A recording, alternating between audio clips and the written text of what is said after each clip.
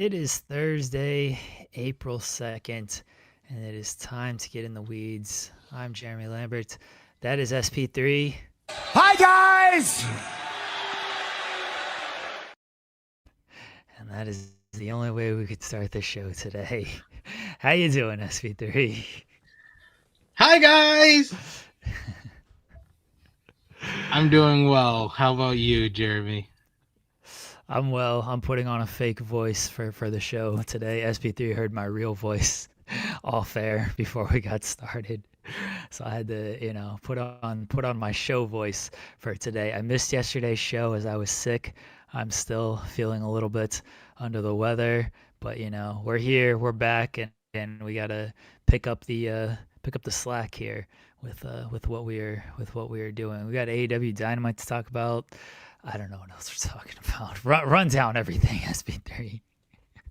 Well, we got to talk about AEW Dynamite with the Ayatollah of rock and roller, the king of the world, the learning tree, Le Champion, the pain maker, Chris Jericho, making his return to All Elite Wrestling for the first time in nearly a year. We'll talk about that and the reaction or lack thereof that he got. We'll also talk about the contract signing for the AEW Dynasty main event between Kenny Omega and MJF, and what was I thought more on par with the pre-Revolution edition of Dynamite. I thought the first week after Revolution, it was probably the worst Dynamite of the year. Last week was better than the week prior, and I thought this week was better than the last 2 weeks. So we're getting back into the flow of things with a really strong night as far as in-ring action. Will Ospreay and Pac having a superb bout. You had MJF and Speedball Mike Bailey with a great main event. We'll talk about all of that, plus the pair of trios matchups on the show. We will also be discussing NXT because apparently y'all did not discuss that at all. I was not here. I said this in the chat yesterday, but there was certain points of that show where my colleague here gave away that he was the man. There were certain parts where he was perfect. He was on point as far as the non-answers and given the regular Triple H bit, but sometimes the voice cracked and it was very obvious who it was behind the nose, the schnoz, and the bald cap. But they did not talk about NXT yesterday. Yeah, okay. They did not talk about NXT yesterday on yesterday's show, so we'll touch on that. We'll do our best to touch on that. We got to talk about a lot when it comes to Chris Jericho. We'll also talk about, I guess, some NBA stuff. Wemby is now the media favorite to win the MVP last minute push.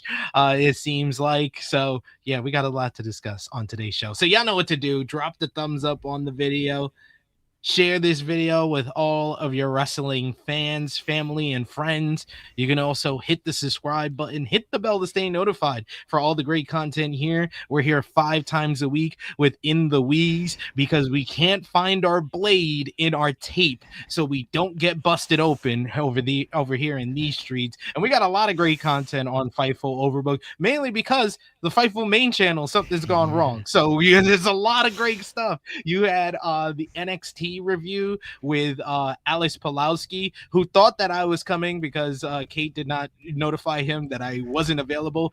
So he did a solo review of NXT. We also got to discuss we also had the Dynamite review here on this channel as well. You had the Hump yesterday with Sean Ross Sapp and Cam Hawkins. That was a great episode over there.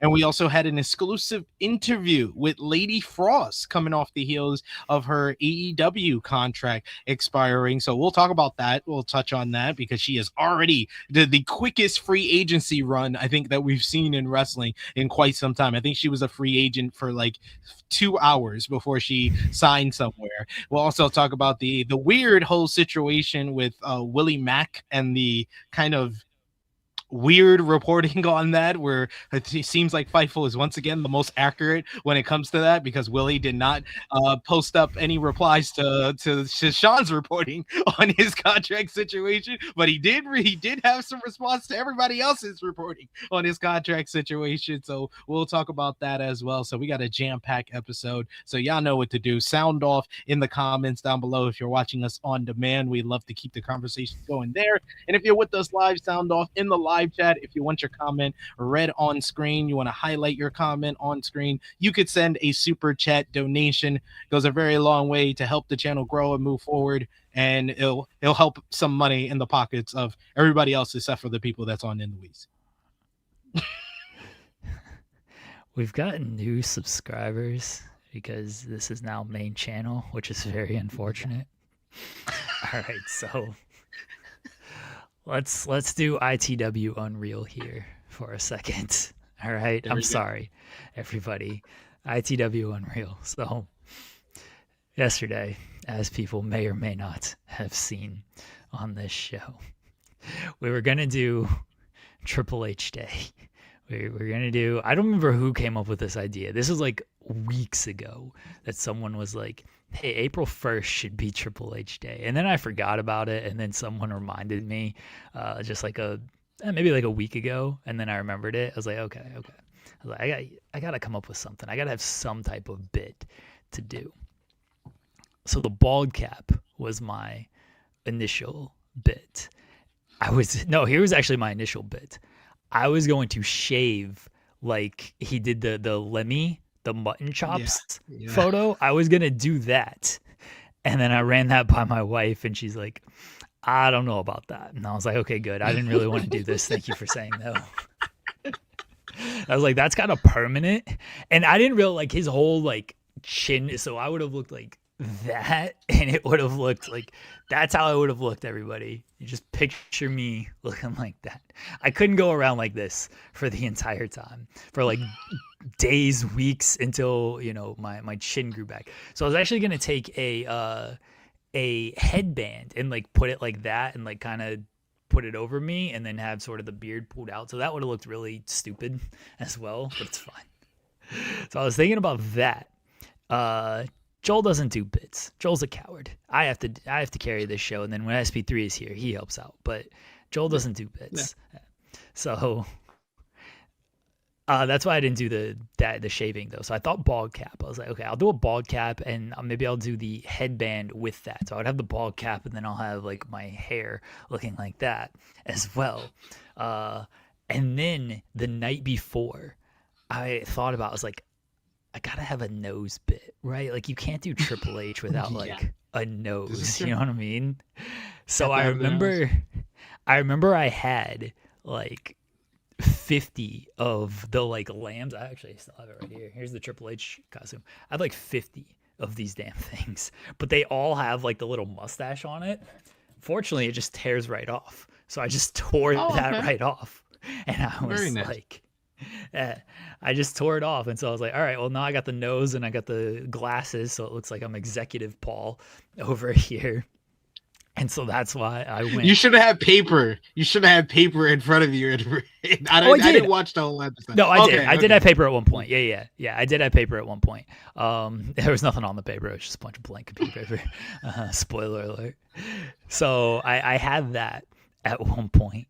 I had a fruit cup, but I was like, I don't want to eat this because it might be poisoned because the fans are no longer happy with me. So that was the alleged fruit basket gimmick there.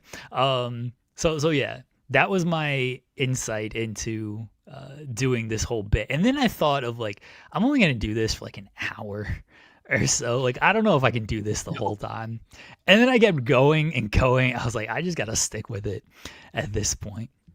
So when Sean, so here's the thing, our main channel got nuked on like Monday night, I think. Might have been. It is when, yeah. I think the Raw review was on there, right? Yeah, the Raw review was on there. So I think it was by Tuesday morning that it had been nuked. So Sean, of course, tells me this, and then but I don't realize that everything is now moving to Overbooked. And I'm like, oh, shit. the first in the weeds show that like everyone is going to see is me doing this bit. Yep. I thought I was going to be in so much trouble.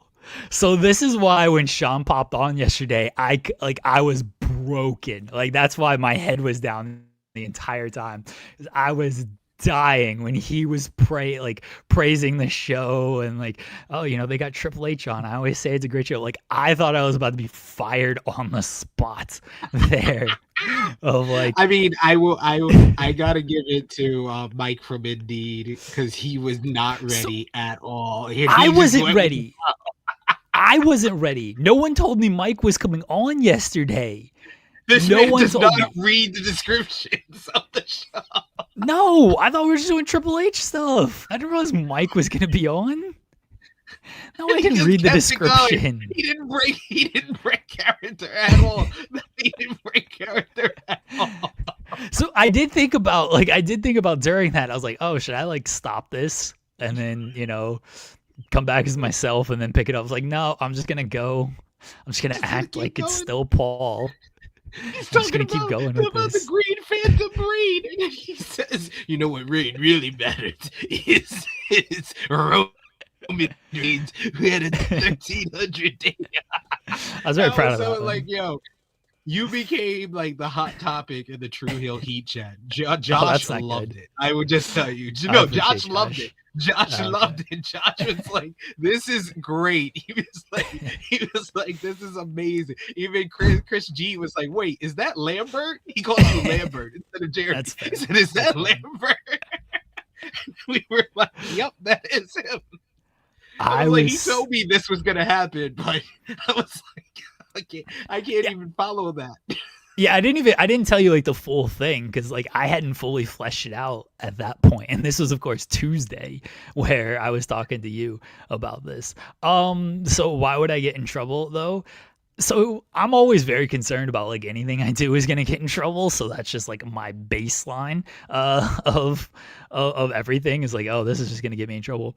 But like at the end of the day, I'm kind of making fun of the executive of WWE. And so I feel like that could get me in trouble of like, hey, maybe we shouldn't do something like that. Especially, again, if it was just like our channel, our stupid show and everything, you know, I'd be like, oh, whatever. Nobody watches the show. It's fine.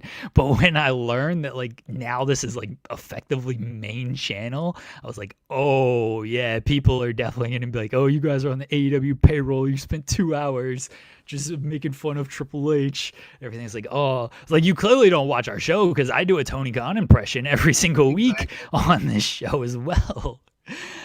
But that's why I to get on here on my phone and just be really close. Be like, this is Tony Khan. We got a great show. Like his videos that he puts on his Twitter. I wanted to do that, but I was like, you know what? The spotlight needs to be on Jeremy today. I guess it might get in the way of featured. I mean, we don't get WWE interviews on this show anyway, so it's fine. I'm not too concerned about that, truthfully. But yeah, I was concerned of like, oh no, I'm gonna be in so much trouble there. But so I actually like, so I was talking to my wife on Tuesday, and I'm dying of just like, oh boy, the first show we're gonna do is me doing this Triple H bit, and like Sean has no idea I'm going full bore with this bit. And I'm like, this is a thing where I'm just gonna ask for forgiveness instead of permission, and if whatever happens here. So obviously he showed up on the show. What I did not know until after is he actually texted my wife that he was watching, and he's like, why is his Triple H voice so good? So I knew, had I seen this beforehand, I would have known he was actually okay with me doing this before he showed up on the show. And my wife sent me a screenshot of that text, but I didn't check like any of her messages during the show because like I was so locked in and focused on doing this character, where usually, you know, I'm always reading her messages and everything. So like I did not check her messages or anything. So yeah, I did not know he actually said that. Had I known that before he showed up, I might have been like a little bit better when he showed up of like, okay, I'm good. I know he's like fine with this. He's been watching. It's okay. But I did not know that information when he showed up. And that's why I was so broken when he was talking about, I was like, oh my God, like I'm so screwed now that Sean is here. He's gonna be like, what are you guys doing? What are we doing here? We can't spend 2 hours doing a Triple H impression. Like, come on. He spent 20 minutes doing a Rock impression one time, so I feel like this is okay. This is 2 hours. 2 hours. I gotta hand it to you. I gotta hand it to you, sir. I could have gone longer on it. I think Joel was running out of steam with the bit, so I was like, all right, well, we'll end it when you want to end it. That's fine. But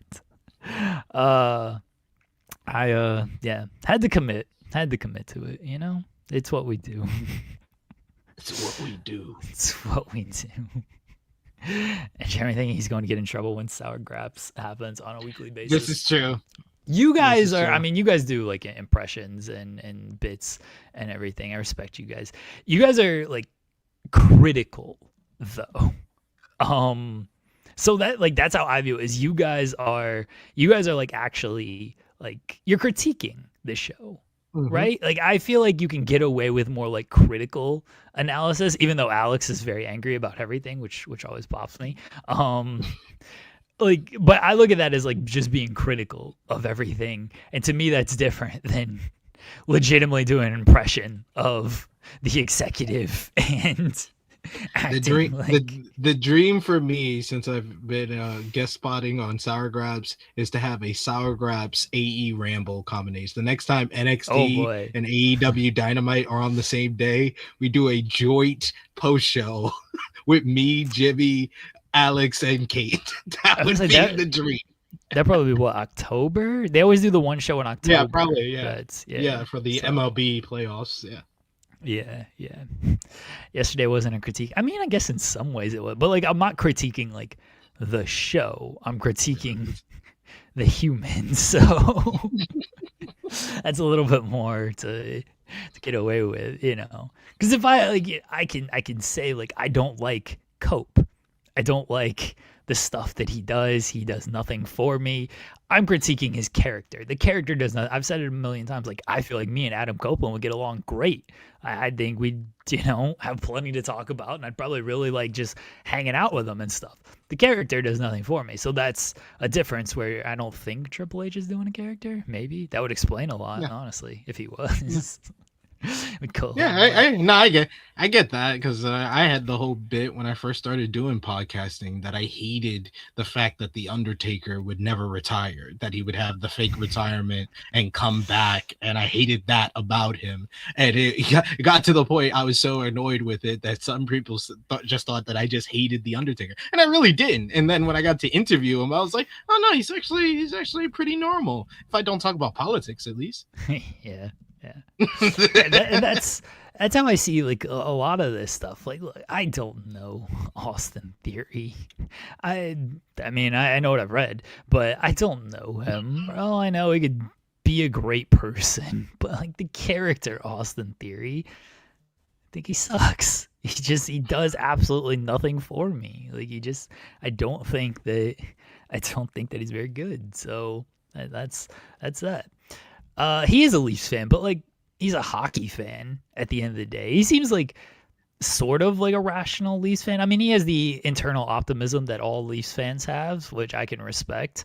But he's also pretty rational about it. But yeah, he's a hockey guy. He's a wife guy. Like we got both those things in common. So I feel like myself and Adam Copeland would get along great. I'd love to interview him. He'd probably never do it if he saw, what I had to say about his character. But hey, man, they don't see all the stuff we say. If that was the case, Undertaker would have hanged up on me when I had that interview with him. Yeah, that's very true. That's true. Imagine if these people like did research on like who's gonna interview them, like we do research on like who we're interviewing. Like, all right, let's see what this person has said about me in their lifetime. That'd be a lot of stuff to watch, honestly. There'd be a lot of that's why I don't tweet about these things. I was like, if they search my Twitter, That then too. I'm really screwed on some of this That's the key. stuff. But I mean, Adam on this Copeland shit, probably has seen some stuff that I've tweeted about him. That's why he has me blocked. So are you blocked? See, I'm not probably, blocked by him. That's how I yeah, know he hasn't I'm black. searched. I'm blocked by. I was gonna say black. I'm blocked by Adam Copeland. Yeah, because I think it was when he was doing the Judgment, when he was in Judgment Day, and they were cutting the "This Town Sucks" promos, and I was just like, "This sucks! Like, why is he doing this? Why is he doing this for this dark, scoopy, creepy, supernatural group? But he's cutting Your Town Suck promos." And then I got blocked subsequently. Yeah, he's not blocked me, so I don't think I've like actually. I don't tweet like the critiques. I just mainly tweet jokes and whatnot. Like my 2 tweets last night. It was a very good show last night. I had nothing to say about it outside of add Jericho to Kenny Omega and MJF, and Jericho should do like the run it back for his theme. Those were my only 2 tweets from Dynamite last night. He should have went like that. Yeah, that would have worked better. That would have worked better than come on. I thought he was doing the 2012 return gimmick. I thought he was just gonna get on the mic and then he was just gonna be like, "Come on, baby." I just thought he was gonna do that. Honestly, that would have worked better than him just come on. He thought he was gonna get a third wave of the cheer, and it just never happened. Yeah. I that's what I thought he was doing too. Was he was doing that gimmick where he just like didn't speak at all, and he's just trying to get the crowd riled up and everything. But he should have done the run it back, like play Judas one more time, everybody. Or just that's what I was hoping for. You can't do the signal. Yeah. That's a good one. Yeah. Very sad that he didn't do that, honestly. All right. Do you want to just talk about wrestling? That's unfortunate if we do that. If you want to talk about wrestling first, let's start with Dynamite. I do have a poll question for everybody. It is Chris Jericho related. Chris Jericho is back. Are you blank? Happy? Sad? Angry? Indifferent? There's your poll question, everybody. The last one shouldn't have been indifferent. It should have been whatever become.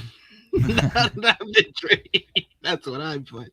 I just as soon as I saw the reporting, because we were doing yesterday on True Hill Heat, we were doing the NXT Stand and Deliver preview, and everybody was trolling because I was on there with Corey Hayes of bodyslam.net, and everybody in the chat was trolling. He hates Jericho. Saying that Jericho's gonna show up at NXT and stuff like that, and then he was like, ironically enough, I'm seeing this rumor online that Jericho's coming back tonight on Dynamite. And I looked up, I was like, oh, okay, cool. So as soon as we were done, I just put the whole freaking chorus for Judas. I put it up as a tweet with the Jericho gif, like. Because I literally pissed off Miss Chrissy Love, Top Guy JJ. Not really Josh, but Chrissy Love and Top Guy JJ. We had some great conversations talking about AEW on Saturday on the True Hill Heat flagship podcast. We're talking about like MJF. Is he the main reason for the hot streak? Who's going to dethrone MJF for the world title? The Dynamite episode. And then it got to Chris Jericho has trademarked the cornerstone. Is he coming back to AEW? They're like, you're just trolling us. You're just trolling us. Why are you doing this? Why are we talking about this? And then to find out that I was right to talk about it last Saturday. It's just I'm overjoyed to see Chris Jericho back. I'll be honest with you guys. Oh, I was very excited because I mean Jericho just kind of pops me at this point. He's so hated, and I understand why AEW fans are just over him, but that's why he pops me, is because it's like, oh yeah, I know people like for the most part dislike this, and so that's funny to me. The stuff Yeah, that people yeah, dislike. same. To see people like so upset over it, and I'm just like, I'm becoming. I literally called that too on True. I was like, he's got to come back with Judas. I was like, he's got to come Oh yeah, back with Judas as yeah. well. I was like, that has to happen, and I was like, we got to start the chant, cornerstone, cornerstone, cornerstone, cornerstone. So yesterday, a lot of reporting around Jericho and made it fairly obvious that he was going to return last night. For the past year, he's been off AEW television. His contract reportedly expired in December. We'll see if he signed a new deal. He got time added, whatever it might be. Many people thought he was going to WWE. Was he going to be at the Rumble? Was he going to be at Elimination Chamber? Was he going to be at the Canada shows and everything? He was not. Was he going to be at WrestleMania? He was not. I don't know what happened there. Jericho will tell all on a podcast probably tomorrow. My assumption on things is, and this is what I thought. This is what I thought when the talk was happening that Jericho might go back to WWE, or what's Jericho's future. Jericho wants to be creative. Jericho wants to have a hand in everything that he does. He's at that point. He's been at that point in his career, but he's now at that point of his career where he's kind of really winding down, and he wants to have plenty of say in how this is going to end. He's not going to get that in WWE. Like, we saw what happened with Goldberg, with Cena. It seemed like AJ kind of had a little bit of say, but it was also so abrupt that they couldn't screw it up that badly. So yeah, I think it was just AJ had say on when he was leaving more than he had say on who he was going to face or the storyline or anything like that. Yeah. So I'm sure Jericho looked at how that stuff was handled. And then, as we talked about throughout last year and into this year, then he probably looked at AEW and he saw what they did with Sting, and oh, that's a pretty good send-off right there. And he has all the familiarity with AEW, being there since the beginning, being the first champion, being truthfully a guy, like, say what you will about Omega, the Bucks, and Cody. They obviously had a big part in it, but getting Jericho was a real coup for that company. Yeah. It's like, oh, this gives you some credibility now. You have Chris Jericho, a guy who's done everything in every major. He was unquestionably the top star when AEW started. Yeah. So he has the plenty of. Tony obviously likes him. Tony's very loyal to him and to all those guys. So yeah, I was looking at it from Jericho's perspective of creativity, of just like, he's gonna just have more say in all of that. Like, I'm sure he has ideas for WWE. I'm sure he wants to potentially challenge himself with WWE. I also don't think he wants to go to WWE and pitch a bunch of stuff, and then Triple H is like, no, we're not going to do that. Here's actually what we're going to do. And you just don't know how that's going to play out. Like, he's become friends with Goldberg, and I'm willing to bet that Goldberg retirement had a little bit to do with it as well. I know that was July, and the rumors surrounding Jericho were still prevalent in January. I'm willing to bet that had something to do with it. I'm willing to bet the Cena stuff had something to do with it. And he probably just looked at it like, all right, you know what? Probably just better off here.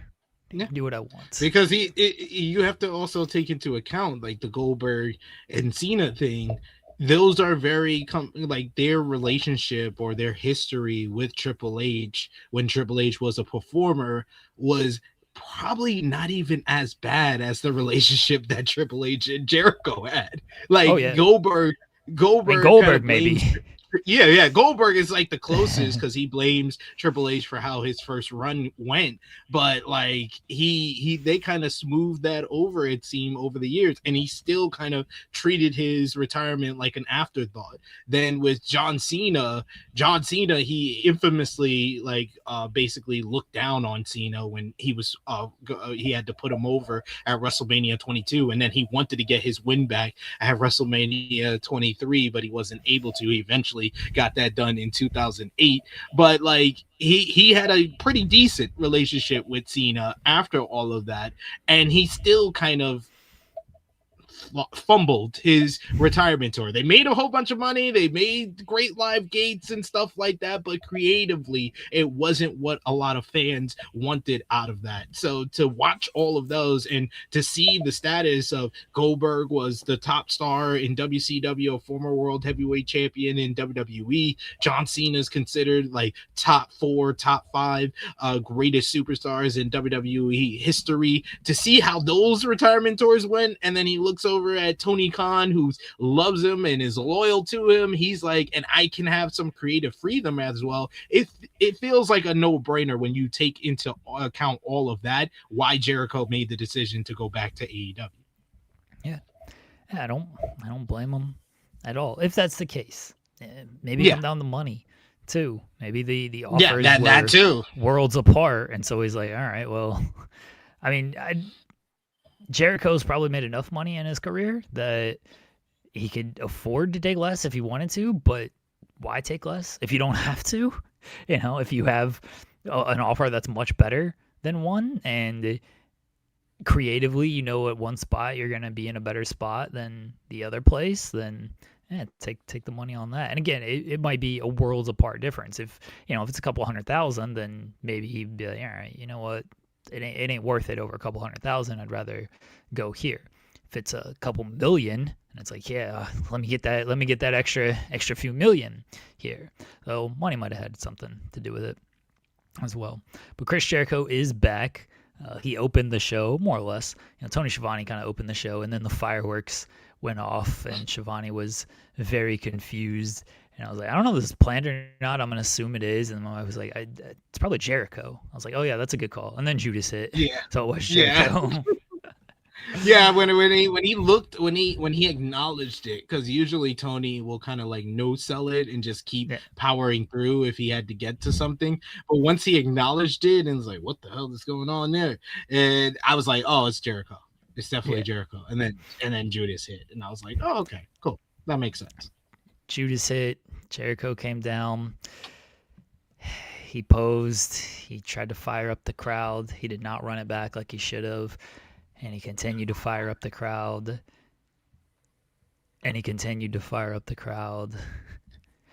And then finally he grabbed the mic and he said, Winnipeg, AEW, I'm home. And that was that. And Chris Jericho is back. And we'll see if he's on television next week. Let's just keep him off TV for like another 5 weeks. That would be so funny. See, I thought... So they were doing, I didn't actually think this, but I thought it would have been hilarious. They were doing the contract sign. They were trying to set up the contract sign. He should have taken the contract, just signed his name. This happens on this stuff, right? Yeah. He should have just put himself into the title match. 2004. Yeah. Rhea Ripley just did it last year. Just take the contract, sign your name. That's the heel move right there. Maybe he wants to be a baby face. I don't know.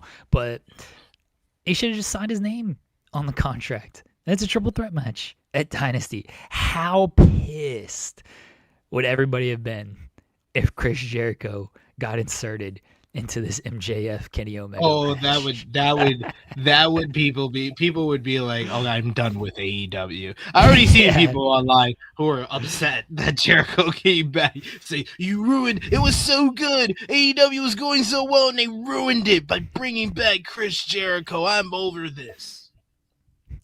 Yeah, they would have been so mad if he did that. That's why it would have been funny to me. Yeah, that's hilarious.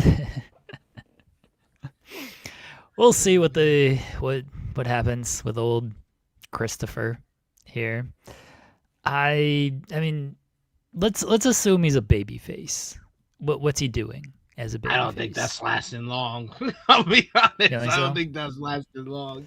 Yeah, if he's coming back to initially be a babyface, I don't think it's gonna last very long, because that reaction did not give me it's in his hometown as well. So if he's not getting like this big, strong, positive he got a mostly positive reaction, but it wasn't like the overwhelming pop that you expect for someone that's been gone for over a year. If he's not getting that in his hometown, I don't see that sustaining for longer than a couple of weeks, and then he needs to be a heel again. I think at this time, at this point in his career, he's better off just being a heel, embracing the heat that he will naturally get for just being around still. But he kind of did that with the learning tree stuff, though. He very much Oh no, leaned that was over the top. That was over that was over the top. As far as like what I mean by like just accepting the heat is you just be a heel, just play the heel role. You don't have to kind of like tongue in cheek it like he did with the learning tree bit. He could just be a heel, just play the role that he's always been used to and being. He's in it throughout his career. I think Jericho's best runs have been when he is a heel. Don't get me wrong, he has been a great babyface. His run in like the early 2000s in WWE, he was a great babyface. He was just behind, I would say he was one of the top babyfaces behind like The Rock in Austin at one point in like 2000 early 2001. But he, at this point of his career, especially with how the AEW audience sees him, he has to be a heel, and I think that he can put over some kind of young talent. I think the only kind of program that I can see him doing if he does want to be a babyface is maybe against Swerve Strickland. I know Swerve and him are good friends, so maybe he can do that one program as a babyface. That was going to be my call as well. Swerve has always spoken very highly of Jericho. They've never worked together either. Yeah. Like they've never worked together. And I really think Swerve wants to do that match. Like I think he wants to say he wrestled Chris Jericho. You listen to any Swerve interview, he talks about the influence like Jericho has had on his career, not only as like a wrestler, but as someone who does stuff outside of wrestling, like music. Like he speaks very highly of Chris Jericho, and I think he wants to say he wrestled Chris Jericho. So I would be kind of surprised like if they didn't do that program. Could you babyface Jericho by saying it's effectively his last run, and it saying like, hey, this is like gonna be the last year of Chris Jericho? Like, it feels like fans would then just appreciate that. Okay, we got Jericho for one more year. Like, let's show him some love here instead of booing everything that he does. It's like, oh, we're done with this after a year, so we can appreciate everything Chris Jericho has done throughout his career and cheer for him over his last year. I feel like you can babyface him in that way. I don't know if he has plans to retire. Probably. But that's actually probably the best idea that I've heard. And even if he doesn't want to retire in like a year, you could do that and say, oh, I'm retiring in a year. And then when the year comes, if he still wants to wrestle, he could turn heel and be I lied. Yeah. I mean, I'd be okay with that as well.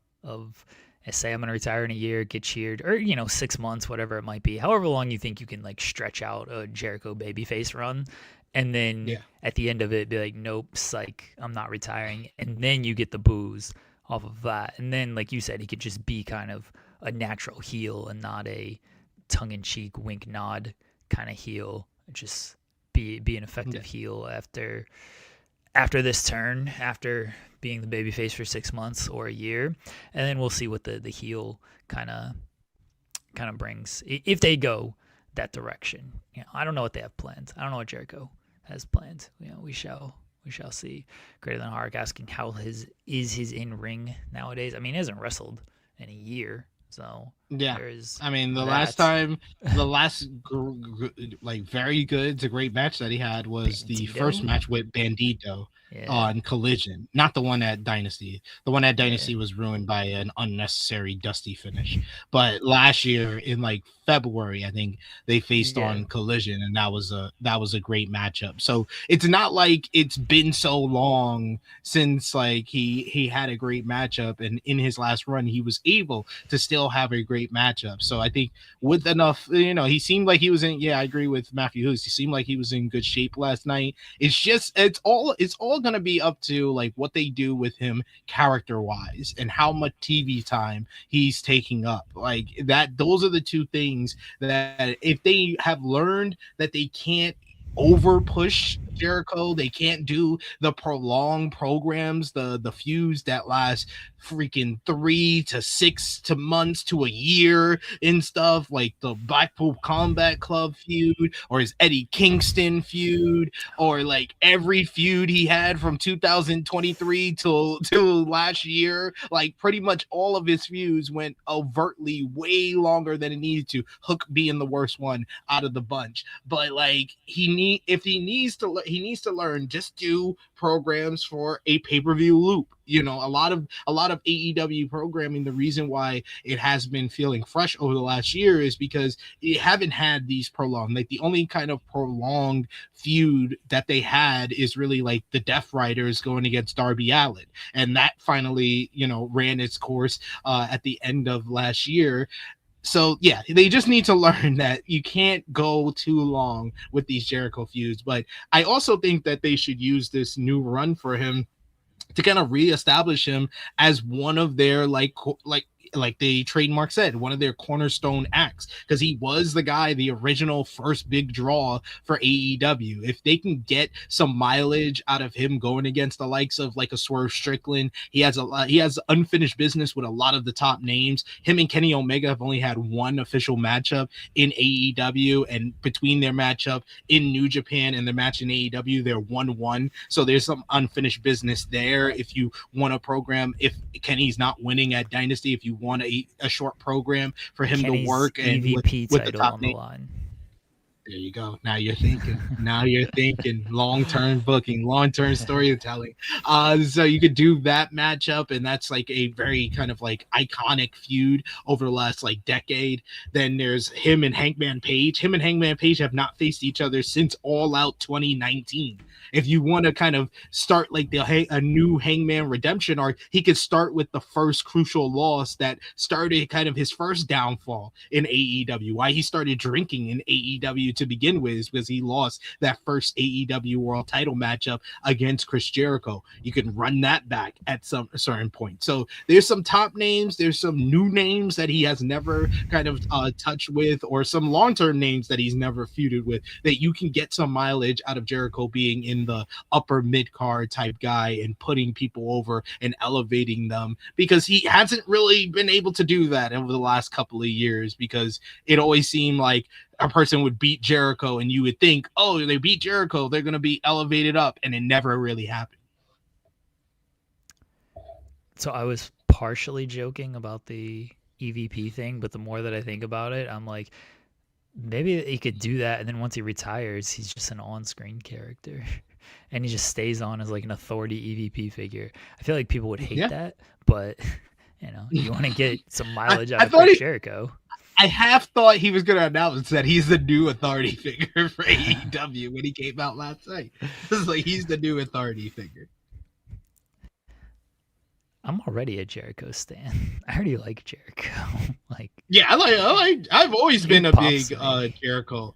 I've always been a big Jericho fan. Like I was a guy who was arguing that Jericho was an all-time great back in like 2008 when I first started, like not really first started, but when I renewed my arguments with Jimmy Macaram about wrestling back in 2008, I was telling him that Jericho run where he turned heel and was feuding with Shawn Michaels made him into like the upper echelon of all-time greats, and Jimmy used to argue against me with that. He subsequently over like the last couple of years, especially after the initial AEW run, he kind of admitted that I was right in the long run. But yeah, I've been a Jericho fan, but like most fans that have been watching AEW, I got burned out on Jericho. I was even a fan of the Learning Tree gimmick. I thought it was just hilarious, him playing into the anger that AEW fans had to him. But even that run kind of burned me out after a while. Like it ran its course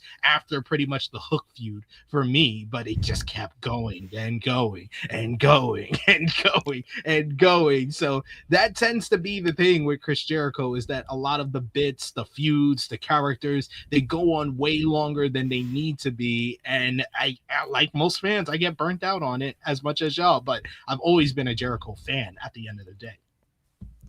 Jericho attacked Tony, Mina versus Jericho feud. Thank you, Ryan.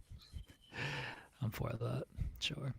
Let's do that. They could drink some of the bubbly and Little bit of the bubbly. It'll be good. It'll be good. Maybe Jericho will join the Ops because that group's going nowhere without Samoa Joe. Maybe Hook should try to recruit Jericho. You can only get online exclusives instead of segments on the show. Yeah. Here's my last pitch for Chris Jericho. An Action Andretti rematch, and he just beats that dude in like 5 seconds, and they admit that whole thing was a mistake and accomplished nothing. And then Action Andretti is laid out in the ring, and then out comes him, Leo Rush. Leo Rush just hops out, and he picks up his body and he takes him to wherever he created himself into just becoming feast the Black on Heart. his body. Yeah, he feasts on his body. He eats Action Andretti alive. That's how you write off Action Andretti. Does Action Andretti come back as a spooky demon as well? Maybe he's reborn and he becomes Blackheart Action Andretti, and they're the Black Hearts. You guys do not want Leo Rush in this current form against Chris Jericho. I'm sorry, you do not. You do not want that match because Chris Jericho he won't intentionally kill it, but he will kill it. He'll overexpose. Yeah. Graham sorry said I think Jericho would sell Leo's gimmick pretty well. That's the issue, is he will sell it too much, and it will look extremely stupid. So I don't think you can oversell something like that, because then it just comes off hokey. And so look, if you already think it's hokey, then sure, it'll prove the point. But you can't oversell something like that. I think that it's I don't think you want that match as much as you think you do, unless you're looking for Blackheart. I got the Painmaker. Blackheart and Painmaker would be so terrible. I would love it. That would be great. Oh, Britt Baker and Sammy Guevara. This is this new Cornerstone faction. Oh, the Cornerstones. Oh man, that sounds wonderful. How pissed would people get? How pissed would people be about that? It'd be great. It's just a group of everybody who got written off for over a year. It's gonna be Jericho, Sammy Guevara, Britt Baker, Camille, Keith Lee, Wardlow. But Camille's hilarious because I don't think she adds too much value. But she's not.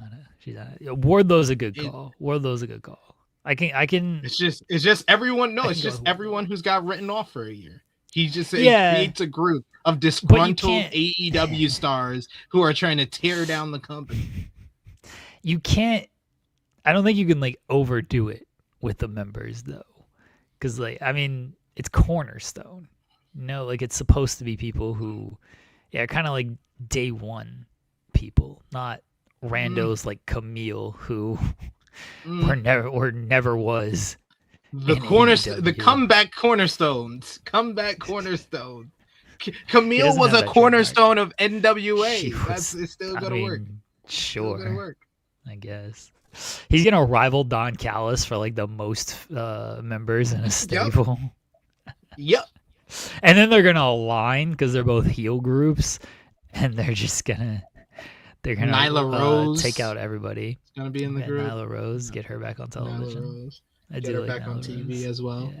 Yeah, there we go.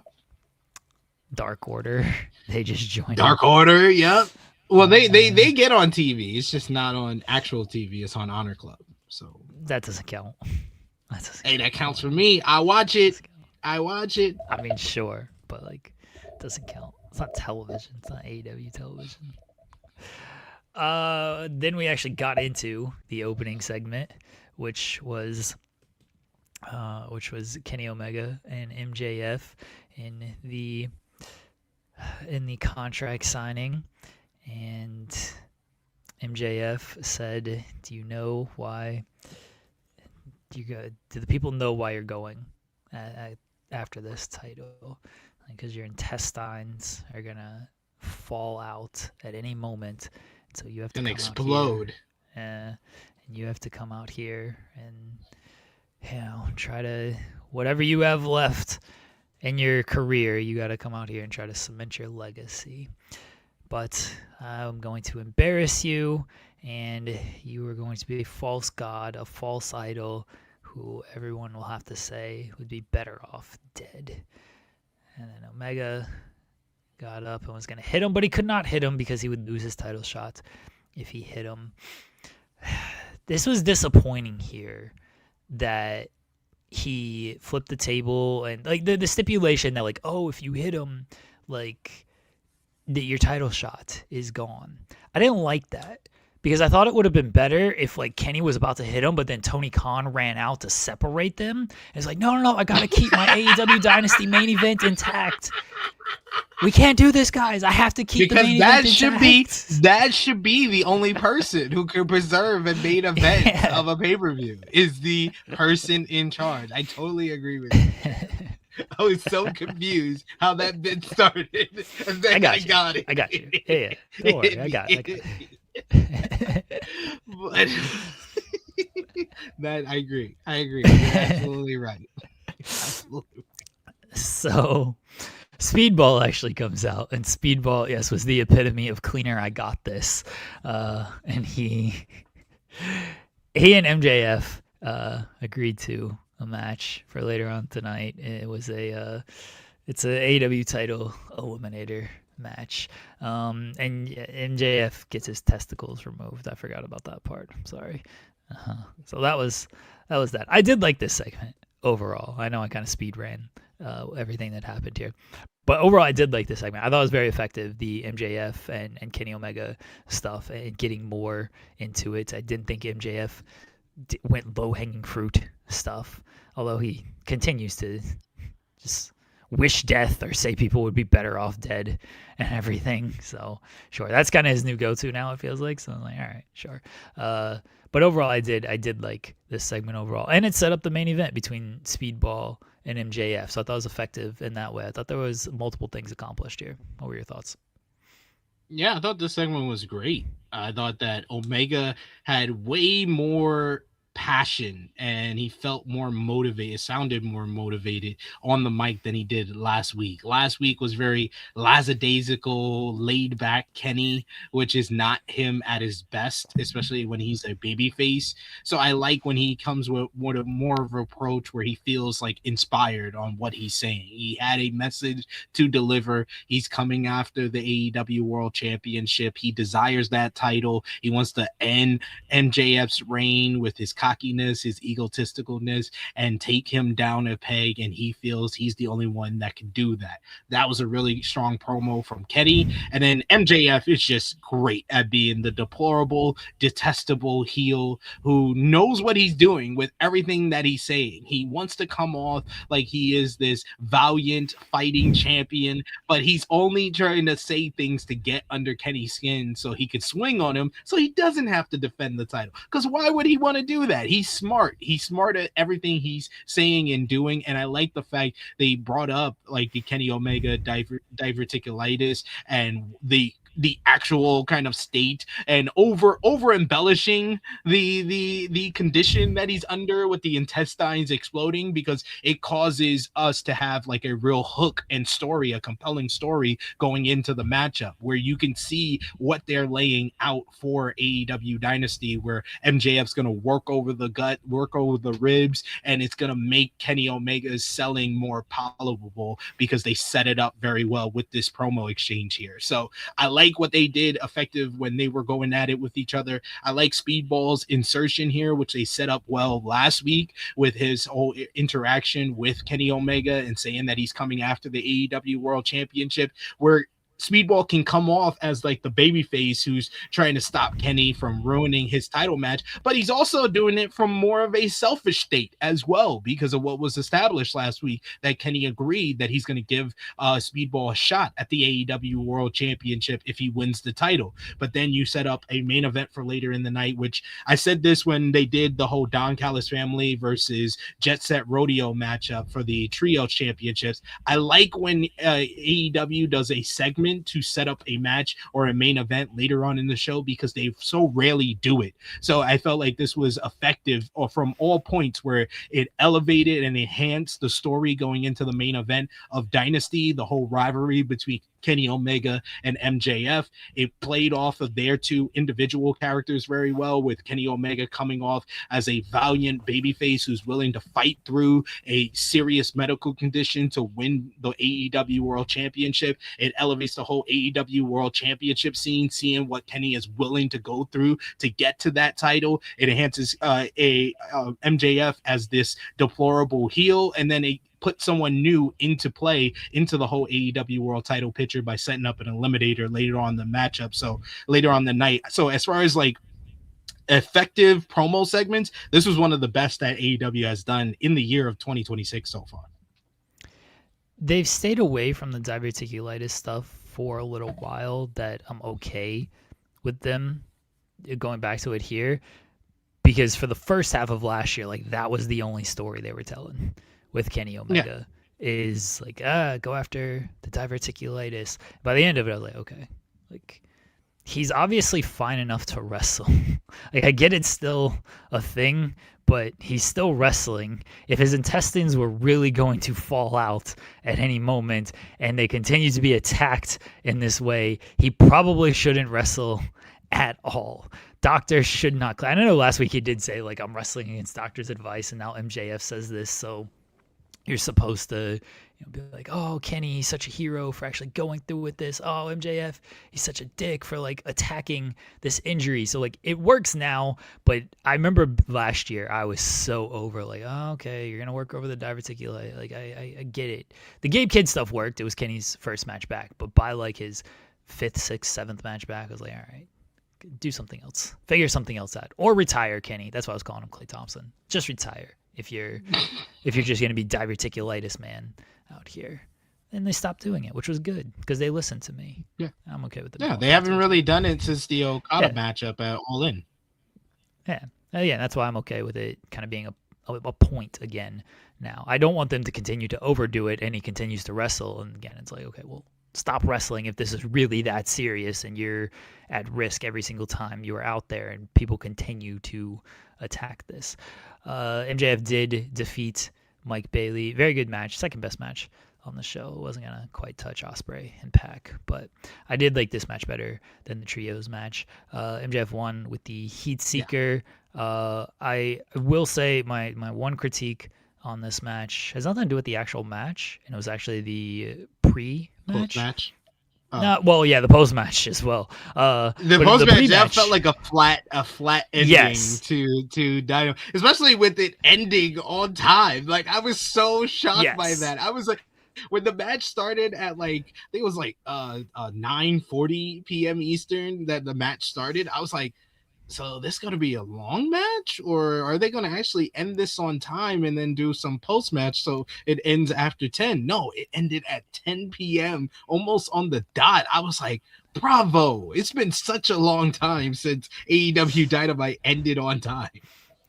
Yeah, post match I was gonna mention, but pre match MJF does the attack on Speedball, and normally this is fine and effective, but when you just did this an hour ago with Pac and Ospreay, I was like, oh, did we really like need to do this pre-match attack thing again? Well, I think they were done differently, where it was more MJF attacking him after he's already made his entrance. I love the Pac one. That one was good. That's the thing. The more egregious, I disagree with that, because there was a more egregious of double booking spot on the show when they had two trios matches that both had a triple suplex spot. That was more annoying than the MJF attacking him. That just fits MJF's character. Honestly, I don't think that's much of a big deal to me, at least. Sure. It fits his character, but much like the triple suplex spot, it's like, I just saw this an hour ago. Can we But not it do wasn't the this? same. It was not the same. It was a at pre-match all. attack.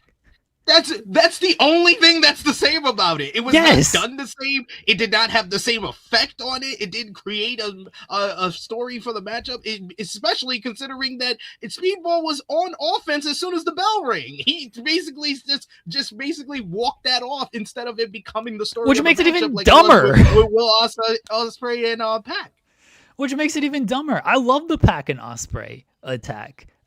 All of that was great. That made a whole lot of sense to me. That's why I didn't need this one. Like, okay, you're doing it, and then it's immediately rendered useless because Speedball is on offense. So why did we do it when we just he barely attacked him? He just attacked him from behind and punched him for a little bit. That's it.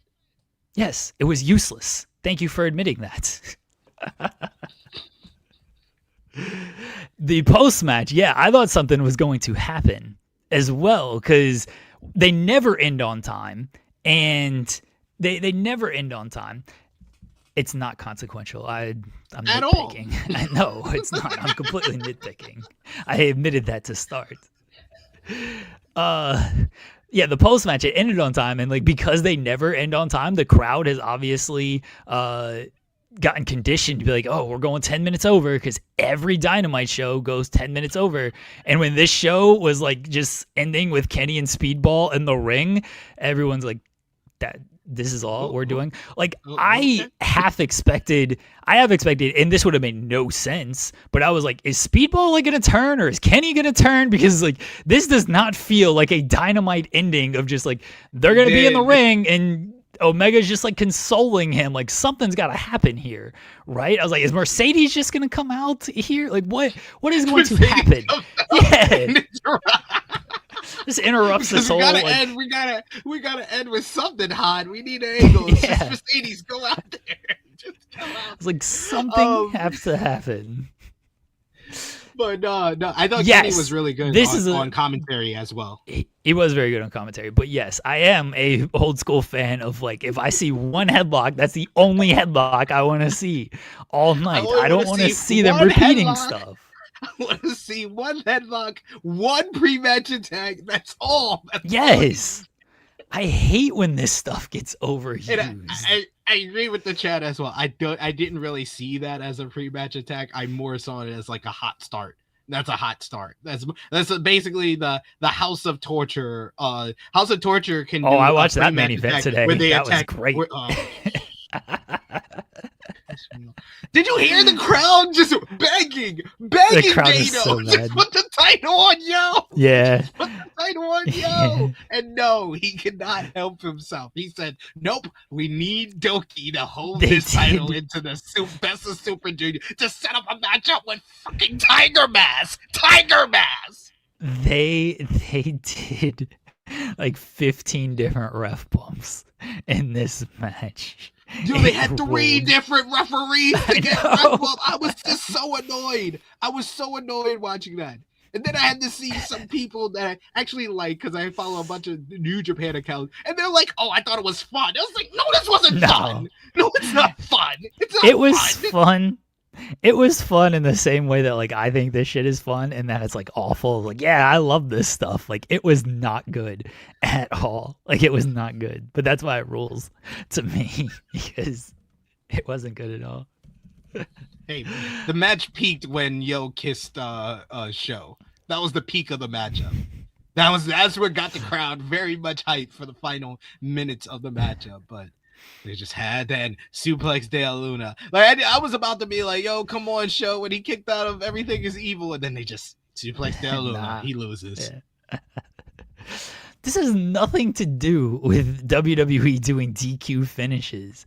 Literally nothing. My complaint is, it's the same thing as SP3 said, of like, I saw it once on the show. Was it done differently? Yes. But it's the same spot effectively. Yeah, the triple that's what I said. The triple suplex spot was so stupid because it did it the same exact way, just not as well. Like the ladies didn't even get them over for the suplex.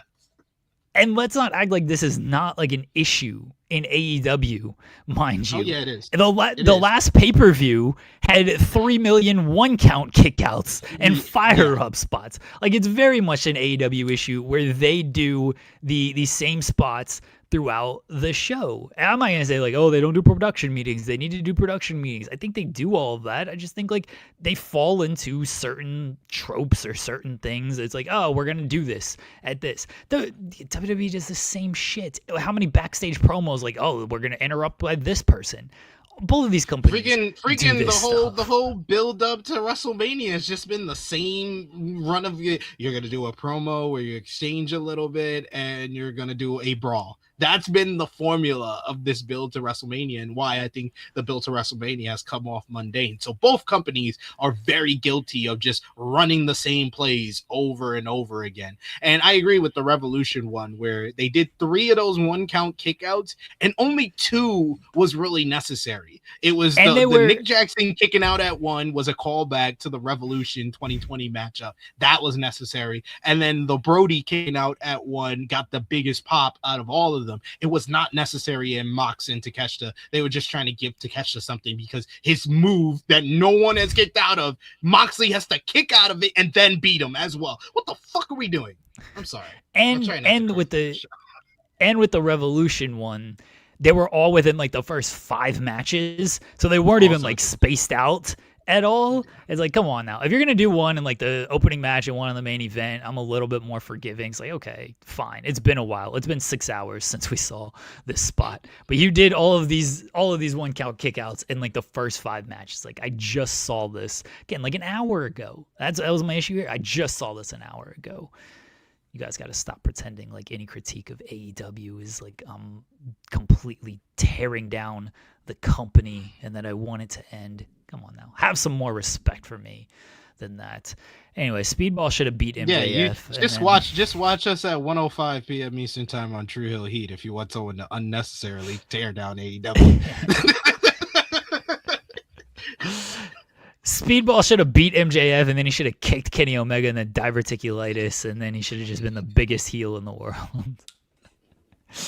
He's like this for the Heat. Doing a karate, bro. I can't even imagine Speedball as a heel. No, I can't either. He was a great heel in Arena Mexico. He was just playing to the crowd, doing all his smiling, but it came off like a disingenuous dick. He was awesome. He was awesome when him and Kevin Knight were heels against El Sky team. So I think he can be a heel like in that environment type of thing. I don't know if he could be like a weekly television heel, because there's obviously a difference than, hey, let me heel it up because the crowd is obviously against me right now, and let me be a heel every single week and be somewhat compelling for 30 seconds to 15 minutes on television. Big difference there. I don't know if he could do it, but it'd be funny to see. There was earlier in the night Will Ospreay and Jon Moxley on site backstage between them. This was between the Jericho return and the contract signing. So they fought. They got broken up. Later in the night, we had the Will Ospreay and Pac match. As we mentioned, Pac attacked him before the match and hit the brainbuster on the ramp. And it was, Can Will Ospreay continue? Can he wrestle here tonight? And he wrestled. And he wrestled. And he wrestled. And he won. He won after getting hit with the Black Arrow and then the Brutalizer, but he turned the Brutalizer into a pinfall. Really great match. I know, and SP3 is going to go through the play-by-play stuff, but I thought it was a great match. By far the best match on the show. It's Pac and Will Ospreay. It's friggin'. They're gonna have a great match. It's nearly impossible for those two to have a bad match. The story of the neck obviously makes a lot of sense. They're probably gonna overdo it until they don't do it anymore. Because I was also at this point of like, all right, if this man's neck is in that terrible of a shape, then get him out of the ring. But to Will Ospreay's credit, he did counter a lot of stuff that was going to break his neck even further. So he was also protecting, kind of like, oh, I know this man is going to target my neck with, different types of suplexes, different types of Hurricane Ranas and stuff. So let me flip out of it or land on my feet and things like that. Or just overall, like, as Wu-Tang said, protect your neck out there. So there was at least the story point to that of, yes, Pac was targeting his neck, correctly so. Ospreay was trying to make sure his neck did not get killed out there. But I thought it was a great match. He did get a tombstone and a suplex and then put in the brutalizer, all of which should probably like permanently damage his neck, and still won. But what can you do?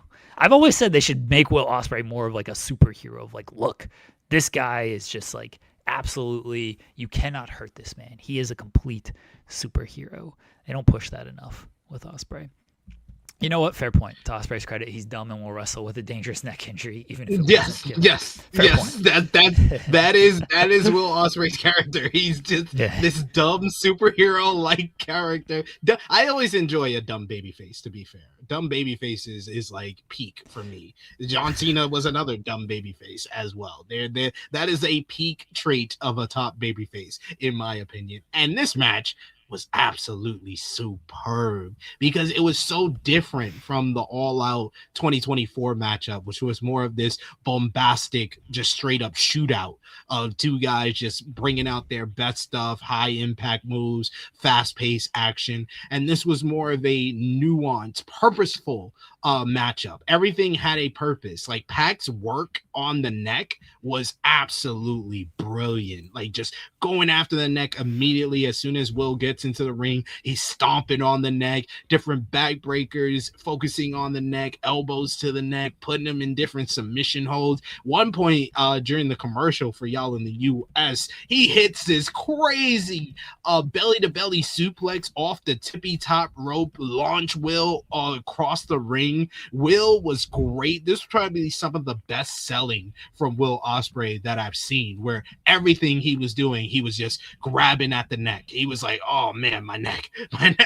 Oh God, I can do this. I can flip out of this and do a springboard, and then I can do a headstand, but damn, this is all killing my neck even more and more and more. So it was so well done. The storytelling, the psychology of the matchup was pristine from both men. I thought that Pac was one of Pac's best matches. I would say this and the Darby Allin matchup at Maximum Carnage are Pac's two best matches of the year. But I just love how this was more of a slower pace matchup than their match at All Out 2024, but still just as superb as that matchup, which was a match of the year candidate in 2024. This was one of the better TV matches of the year to me. This was just so well done, paced very well, and it escalated at the right time. Will showing off kind of his superhero where he tried to kind of muscle him up, pick him up on his back, but he just couldn't. He gets himself to the rope, and then Pat tries to drag him back to the middle of the ring, but Will is a smarter wrestler now, and he used the leverage to pin his shoulders to the mat to get the victory. Just great stuff from these two guys. Two professionals, two of the best wrestlers on the AEW roster, and they went out there and had an absolute banger of a matchup that was so different from their previous encounters. That's the main thing that I got. I didn't think it was on the level of All Out 2024, but this was a smarter matchup than the All Out 2024 matchup because these guys have gone through all these different injuries and have more years on their bodies. They did what they had to do, and it also sets in place what's going to be the story of the matchup at Dynasty. I thought the post-match was also very effective with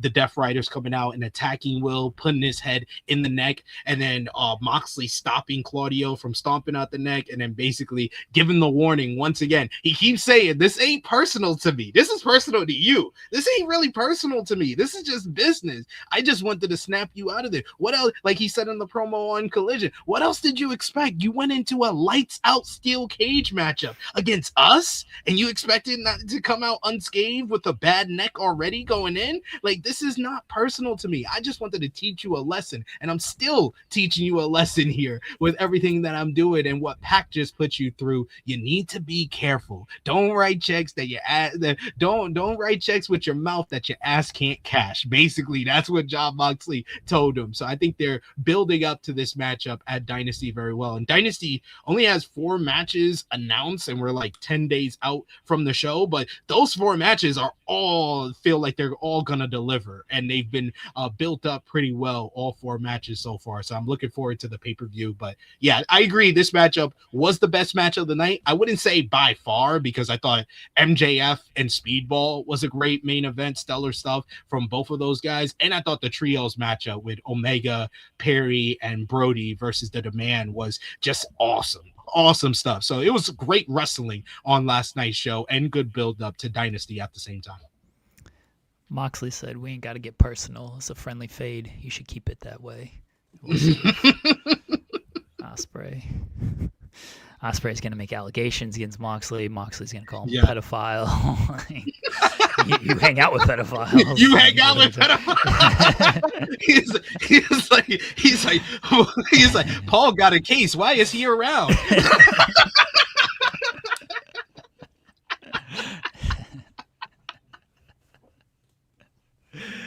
I did love this promo from Moxley, though. I did. I like the post-match stuff with the Death Riders attack and Moxley's promo and everything. I thought that was very good stuff. Yeah, overall, very effective segment from the attack backstage with Ospreay going after Moxley. This match, start to finish, and then the post-match stuff with this. I thought was all really good. You mentioned the trios match: Kenny Omega, Brody King, Jack Perry against The Demand.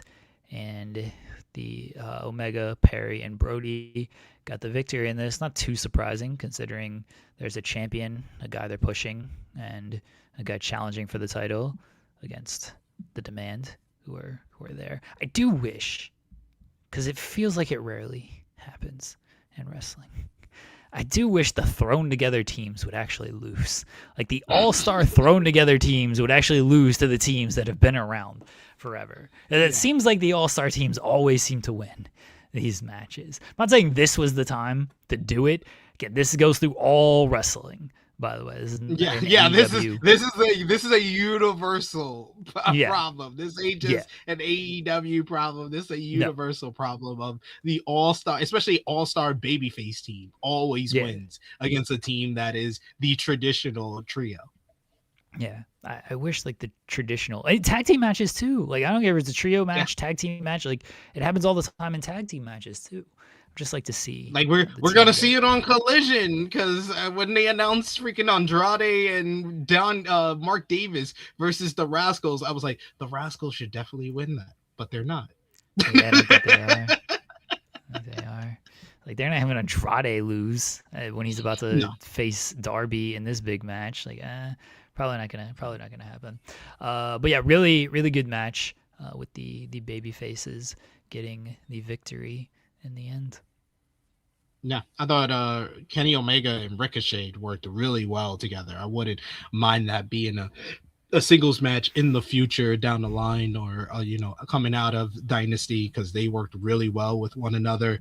I thought, as always, Toa Liona, I'm like the biggest Toa Liona fan. I love him in these matches. Him going around like he's a freaking like he's basically half Samoan Braun Strowman and taking out everybody on the outside with the locomotion was great. He took Perry out. Perry almost went into the front row. That was a lot of fun. Bishop Khan is really kind of the glue guy, where he's with a more powerful Toa Liona, and then the more faster, high flying Ricochet, but he works really well with both of those guys setting up their different moves in the matchup. And then the babyface team, they were on fire last night. Like Brody was great doing the tope, saying fuck Peter Rosenberg, so I appreciate that. Jack Perry doing moonsaults off the top rope, and Kenny Omega is Kenny Omega. He's one of the best in the world. He's been proven all the naysayers wrong, and by naysayers I mean Jeremy Lambert. So I appreciate Kenny keep doing his thing and proving that he is Steph Omega. I don't like when big men do dives. I called it out with I've called it out in the past. I was fine with it on Brody King because I got the bit. So I was like, you know what? Respect Brody King. The fact that he replied to Rosenberg earlier in the day and then went out in this match and did this dive, I was like, yeah, I got no choice but to respect that, honestly. That's gangsta. That's type gangsta. Yeah. As much as I don't think Brody King should be doing these dives and everything, I'll make an exception here. But yep, do that dive, Brody King. I'm all about it. Do the dive. Say, forget you. And David Wilson saying, I don't get the Rosenberg reference. Well, Rosenberg had a very controversial tweet yesterday where it was, very stupid, because it was basically a video of Io Sky doing the dive on Monday Night Raw where she landed on her neck, and a fan basically like slow-moed it so you could see her falling down on her neck. And Peter Rosenberg was like, man, I try to tell these people all the time, whether it's in Evolve or even the main roster, that they shouldn't be doing the topes. Like, no one reacts to it. They need to like preserve their body. It doesn't even matter in the grand scheme of the matchup, and it's very unsafe. You can hit it and it looks perfect and no one really remembers it, and then if you mess up, everybody, the fans, kind of zero in on it. It basically made him try to sound like he is like this professional who knows what the hell he's talking about. It just felt very like, dude, do you not know who you are? And it was the overwhelming kind of message that he got from the fans as well as actual workers was like, bro, you're in no type of like position to be saying any of this. Like, what are you actually doing? Like, this makes no sense. So it was so like, I don't fully disagree with Rosenberg. Look, if people want to do dives, go for it. I said on the show the other week, maybe it's the other day, when Megan Payne did the dive, I was like, Megan probably doesn't need to be doing that. Like, Io does it great. And then Io gets her foot caught in the ropes. Unfortunately, she's okay. Like, yes, things can happen on these dives. Like, it's an inherent risk on that. I mean, the move is literally called suicide dive. Like, come on now. What are we doing out here? Like, I understand the point on the dives, and again, I'm critical when a big man or a bigger woman like does the dive. Like, do you really need to do this? But his delivery was just very holier than thou for a guy who's like never wrestled. Like, I'll say it and I'll be like, I don't think you need to be doing this, but like, they're the guy getting or girl getting paid, they're making the money. If they want to do it, go for it. Do I think it's necessary? No. I'm not going to tell them don't do this. He literally said, I tell people all the time, don't do this. Like, who are you to say this? Yeah, like, it's fine if you don't like it. That's completely fine. It's like, I don't like these dives. I don't think that they, add anything. I think they get a cheer, but then, they're meaningless. And then if you mess up, it becomes a critical thing. Like, fine. That's a critique of the dive. Yeah. I get that. But to like tell people like, hey, you should not be doing this when you are Peter Rosenberg. Like, what are we doing? Like, fine. MVP wants to say this stuff. MVP's critical of this. Like, I don't think you need to be doing these kind of dives. Like, MVP's got a very long career. He's been there. He's done that. He can say this stuff. Peter Rosenberg? Like, what are we doing? What are we doing out here? It was just like, dude, you do you know who you actually are? Do you know who, like, how people view you? Like, how I think he's come to realize how the fans view him, but even the workers seem like they were annoyed by him saying that. Because it's a dumb thing if you haven't worked. Like, honestly, it is. Like, it's a dumb thing to say if you have no experience doing that kind of stuff. Or hey, even if he had like limited experience, I would probably be like, I still don't think you need to be saying those kind of things, because what have you accomplished in your career? That's why, again, like, MVP wants to say it, cool. Some guy on the indies wants to say it, like, he's been on our show. I don't have anything against him or whatever, but like, Jack Vaughn makes those videos and people get on him of like, well, what have you done in your career. Like, you've just wrestled at OVW. I don't necessarily think like Jack Vaughn is wrong with some of the stuff he says. I understand where he's coming from with some of the stuff he says, but people are going to look at it and be like, you probably shouldn't be talking about this when like you've done nothing in your career. So acting like you have the secret sauce to everything is probably not the way to go. Like Regal, if he's talking about neck injuries, I'm like, you know what? William Regal probably knows a thing or two about neck injuries. Now, look, was his timing suspect? Yes. But was his point taken and his point valid? 100% yes. Yeah. No. I don't know why Peter Rosenberg was doing that, but I did love that Brody is like, don't tell me what to do, and then he went out there and did a dive. Respect to the King. He rules. He said, don't tell me what to do, Peter. Yeah, he rules. See, it's not even a Homer thing though, because it was on an EO Sky clip. It wasn't like it was on an AEW clip. So he is a Homer, but he didn't sound like a Homer here. Yeah, it was on an EO Sky clip. And look, things like that are going to happen on these dives. Like they just happen when it comes to this stuff. But like, who is Peter Rosenberg doing? Like, what is he to tell all these things? Elsewhere on the show, we had Cope and Christian come in, and they were going to hit Renee. Well, Christian was going to hit Renee, and Christian was going to hit Renee. Yeah. Like, no, what are we doing? I side with Christian a lot. I side with Copeland here. I was like, hey, you can't hit Renee. Come on now. Hey, I mean, Christian Cage staying consistent is the ultimate bit. It's the ultimate bit. Yeah, he rules. That has made this whole Cope and Christian tag team work, is that he has not changed at all, and we still cheer him for being the asshole that he is. No, that's why Christian is great. They were looking for FTR. They went to the locker room. They were not there. Trent and Rocky were there. So now it's what's up with Don Callis' family and FTR, and they got beat up anyway. It is very funny. I know, like, you're supposed to suspend your disbelief. Like, they're on Collision. They're not here. It's like, well, Collision's taped tonight, so. I was like, Collision's actually taped on this show? So I know they're here somewhere.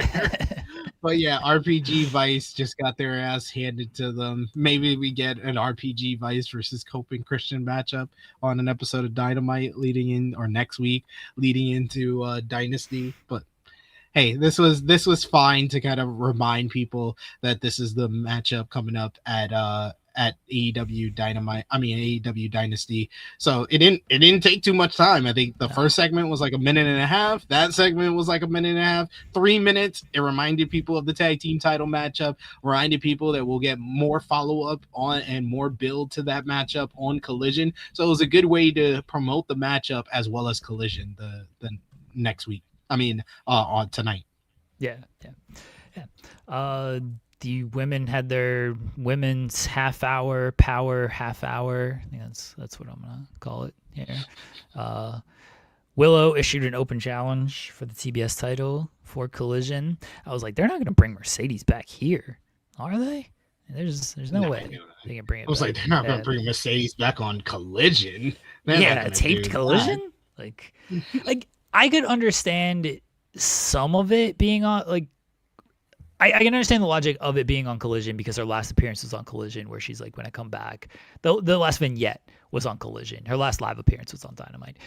Her last vignette was on Collision. It's like, all right, if she comes back on Collision, like, that makes some sense, but not a taped Collision. You can't do. Yeah. You can't do that for her. And I tried to tell Joel that she wasn't going to come back on this episode. Like, I understood, she was in Canada and had the matchup with Jody Thread, but this episode, it made more sense for Jericho to come back and not Mercedes. It makes more sense for Mercedes to come back at the pay-per-view. You need to save some of these returns for the pay-per-view, especially if Mercedes going to come back and then she's probably not going to have a match at the pay-per-view. It makes more sense to have her come back on the actual pay-per-view. They should have had her come back. They should have just had her come back in the main event spot after Omega and Speedball, since the crowd was so flat. At least Mercedes, she's like, I'm not just coming back for championships. I'm coming back for the AEW World Championship. We had the Brawling Birds. They defeated Triangle of Madness. As we mentioned earlier, they did a triple suplex spot in this match, which we saw earlier, and this one was not executed quite as well. Jamie Hayter got the victory with the Haterade. Once again, a thrown together team defeats a team that teams all the time. That happened twice on this show. I mean, this one made more sense to me. It made more sense with both matches, but this one made sense because you had to heat up somebody, and it feels like they could easily announce on tonight's Collision that Jamie gets the next shot at the AEW Women's World Championship because she was the first person to beat Tekla in AEW. She got the victory in this trios matchup. Brawling Birds have been undefeated in tag team action. They've given her a little bit of momentum where they could set it up because there's only 10 days left before the pay-per-view, so they got to start announcing more matches. So I wouldn't be surprised if they taped some promos to be on tonight's show to set up Hayter and Tekla. Yeah, I expect there to be plenty of vignettes on this show tonight to set up a few. Like, I'd be surprised if we don't get at least 2 Dynasty matches announced for tonight. And Thekla and Hayter is a good call on one of them. Maybe a trios title match. I think Kyle Fletcher's injury or potential injury, since we don't know what it's like yet, I think that could have thrown a wrench into a couple of things, and so maybe they've had to scramble into what they were going to do a little bit. Feels like you got to have a Swerve match somewhere, right? Like I think Swerve is not going to be working Dynasty. Okay. I think you kind of write him off for the next couple of shows. There's only 3 shows left before Dynasty, and you kind of make people forget that he's around, so it's more of a surprise if he does get involved in the Omega MJF matchup. Okay, I mean that's fair. He was in Florida last night, so he wasn't even in Canada. That's fair if that's where. I'm hoping Kyle Fletcher is going to be all right. It is just strange that Swerve beats Brody, and now I know he lost to Omega, but now he's not like going to be on the pay-per-view at all, and you would think they would have some type of spot for him. But I get your point of, well, if you don't have like a worthwhile spot, then keep him off, and then if he does get involved at the end of the show with Omega and MJF, it'll be a little bit more impactful because we've kind of just forgotten about him for a little bit. So we'll see if Swerve gets anything. Okay, so Hayter and Thekla, what else could potentially be added to this show? Hayter and Tekla, Grays with a good shout, Perry and Ricochet for the national championship in some type of gimmick match to blow that off. It's got to be a gimmick match. I don't need to see that match again. I love blow Jack Perry. Blow off that rivalry though. So we're always gonna blow things off with Jack Perry. So yeah, all about that. Could do Okada Kevin Knight rematch based on how the last match ended, or you could do Mystico versus Okada if you don't want Okada, because I think that Knight going for another title shot, that would just say he's got to win this one. So I think you can prolong that a little bit by having Mystico be the challenger for Okada. Yeah, we talked about that on Monday because I mentioned that, are they going to do Kevin Knight and Okada at the pay-per-view? And you mentioned what you just said of like, well, it feels like Kevin Knight kind of has to win, but I don't know if Kevin Knight is going to win. So if that's going to be the match, are you actually going to go with Kevin Knight, or are you just going to have him lose again? In the trios title match, like Don Callis family still makes the most sense, but they've done unless you're doing Okada, Takeshita, and Davis would be the iteration. Yeah, you could do that. The Callis family, the team that was the champions, get a rematch. But since Kyle isn't healthy, he's going to be replaced by the next best person. And Callis says Takeshita, and then that's how you reheat the whole Okada Takeshita thing, which they've taken that off the boil quite a bit in the last few months. And Takeshita was in Japan for this weekend and for today, so he wasn't even part of the Dynamite and Collision tapings unless he does some promo from Japan or they tape something prior that's going to air on Collision tonight. So. He tapes another message on the video that Okada turns off. Yeah. Ryan said Cornerstone is his American Gladiator's name. That's a Wardlow, or maybe it's Jericho. Maybe Jericho's on American Gladiators here. Yeah. Anything else from Dynamite? Oh, Darby and Andrade. That's on the pay-per-view as well. Yes, that should be a great matchup. Even though I'm kind of dreading Andrade losing to Darby. Don't tell me you are using Andrade to freaking heat up Darby Allin. Like, no one wants to see this, Tony. Realize Get that. Ready. No one wants to see this. I know you want to get Darby a title match, but damn, don't have him beat Andrade for it. Get ready. That's what's gonna happen. Pissing me off. That was Dynamite. Everybody. Yeah. All right. Yeah. What was your moment of Wednesday, SP3? My moment of Wednesday. Hi guys. It was Chris Jericho making his return to AEW and the vitriol that it caused from people who think that the AEW hot streak is over because Chris Jericho is back. My moment of Wednesday was also Chris Jericho. I can't pretend like I can go with anything else here. The hot streak is just beginning.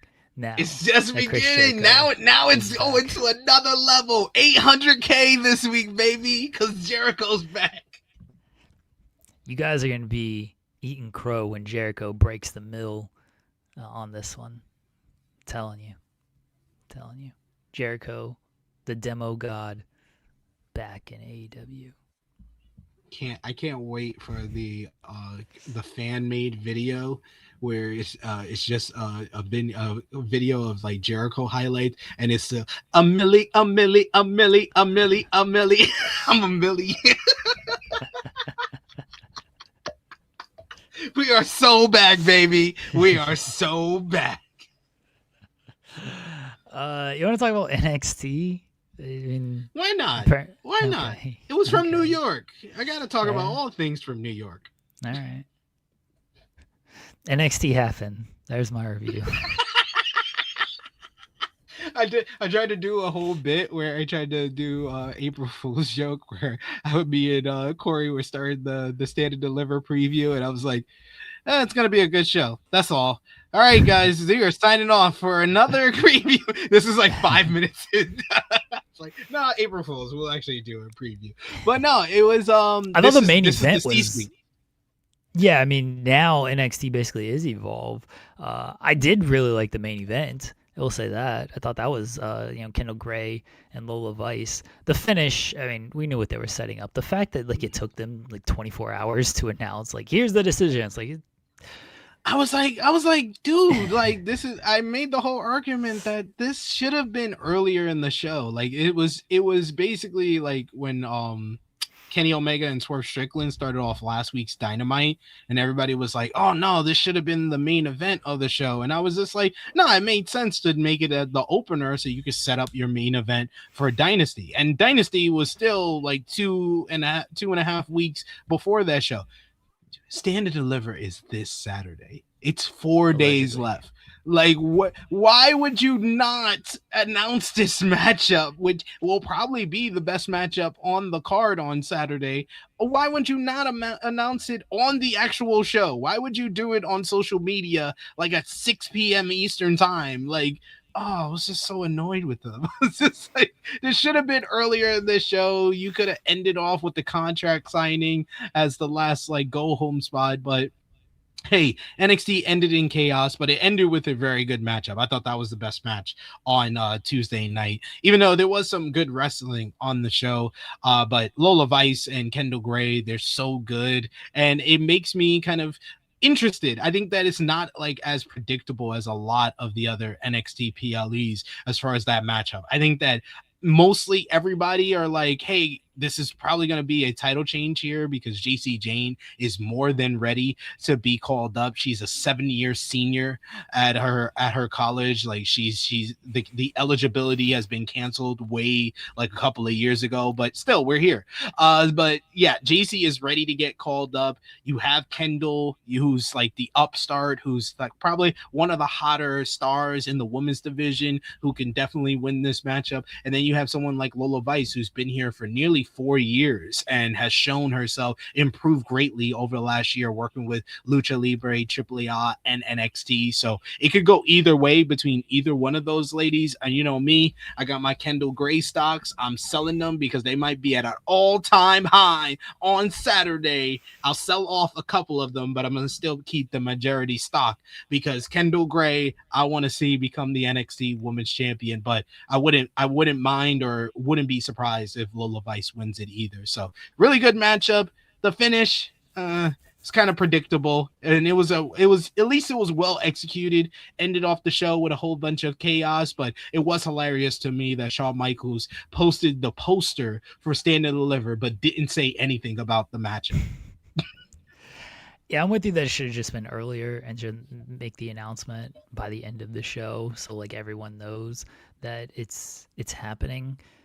Because the fact that I didn't even like that they took that long. I was like, it took y'all 24 hours to come to this decision. What kind of brain trust is over there that it took y'all this long to come up with it? Like, what were the other options? Like, well, should we do a singles match? Like, what are we doing? Like, everybody and their mama, if you have watched wrestling for more than a year, just basically said, oh, this is going to be a triple threat matchup. So why did it take y'all 24 hours to announce it?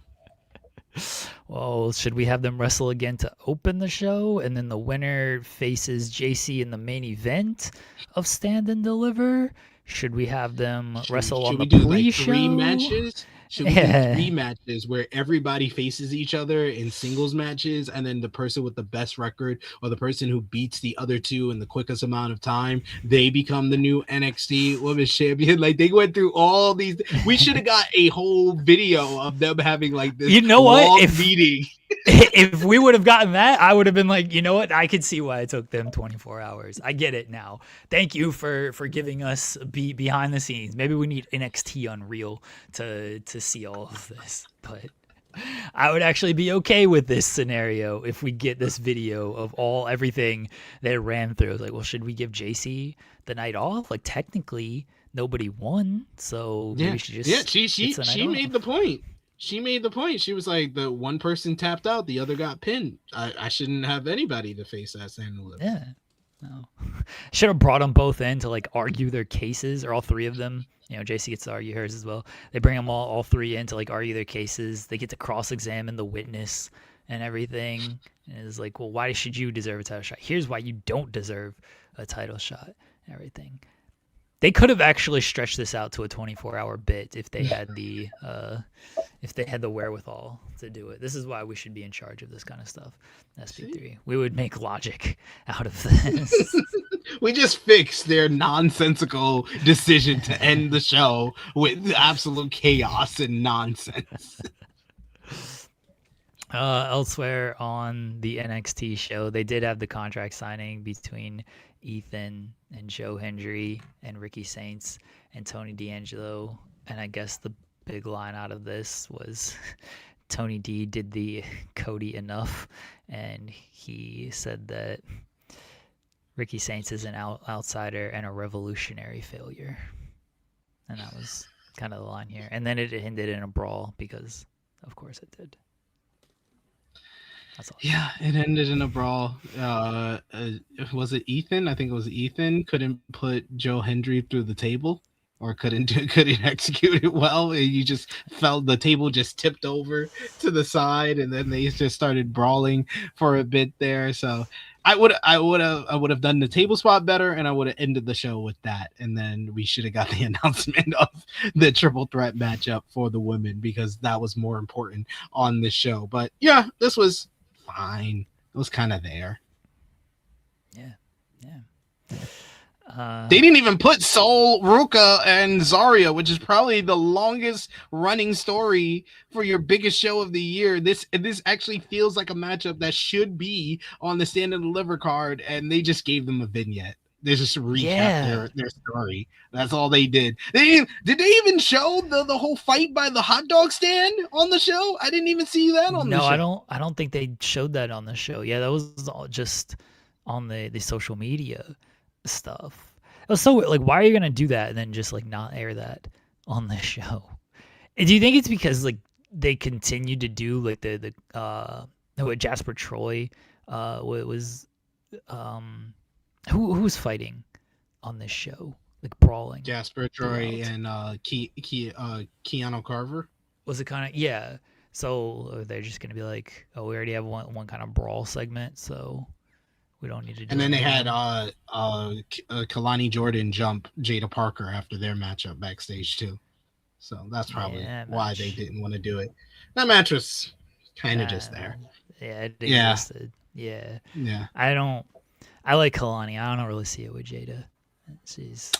I did before, but I feel like she's still getting her feet under her after returning from the injury. It still feels like that's she's fair. Still getting used to things, back getting reacclimated back into the NXT fold, because she was on a great run of matches before she got sidelined, but it seems like ever since she's come back, she had a good matchup with Blake Monroe, but that's about it.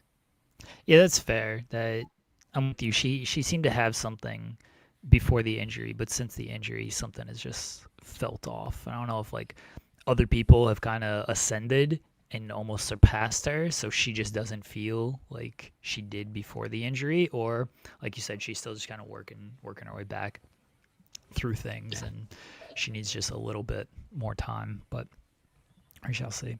Tatum Paxley and Blake Monroe is official for Stand and Deliver. That was a good segment. I like that segment. They got good promos, and they just fit as far as like different characters interacting with each other. That just works. It just makes me just be like, why did y'all just so abruptly change the date of Stand and Deliver? Because I would be much more excited for this matchup if they just got a little bit more build. It's only been going on for 3 weeks. Like, it does not feel like a Stand and Deliver type of matchup. On paper, it does, but the build up just feels so. They just did the one spot where Blake steals the title and drags her under the stage. They did a vignette segment where Blake was taking a jacuzzi bath, and then Paxley knocked on her door and grabbed her hair, and then they did this promo segment. That's been the whole build. That's the whole build of one of the biggest matches on your biggest show of the year. Santana was on the show with OTM, and that was good. But Santana's like he came off like a big star, which is. You want in that. Once again, a thrown together team beats a team that was not thrown together. To be fair, Dark State is thrown together because they're throwing together trash. Throw together trash stuff for Saquon Sugars. Saquon Sugars, the only good one, and of course, he had to take the fall here. But yeah, they were. That was solid stuff. Santana, you're absolutely right. He came off like a star. That was good to see him in Madison Square Garden. I think that was his first time performing in Madison Square Garden as well. So happy for him. I know that must have been a huge moment for a native New Yorker, my fellow native New Yorker. Shout out to Santana. Speaking of thrown together, Afterbirth lost to Los Americanos, so their push is going well.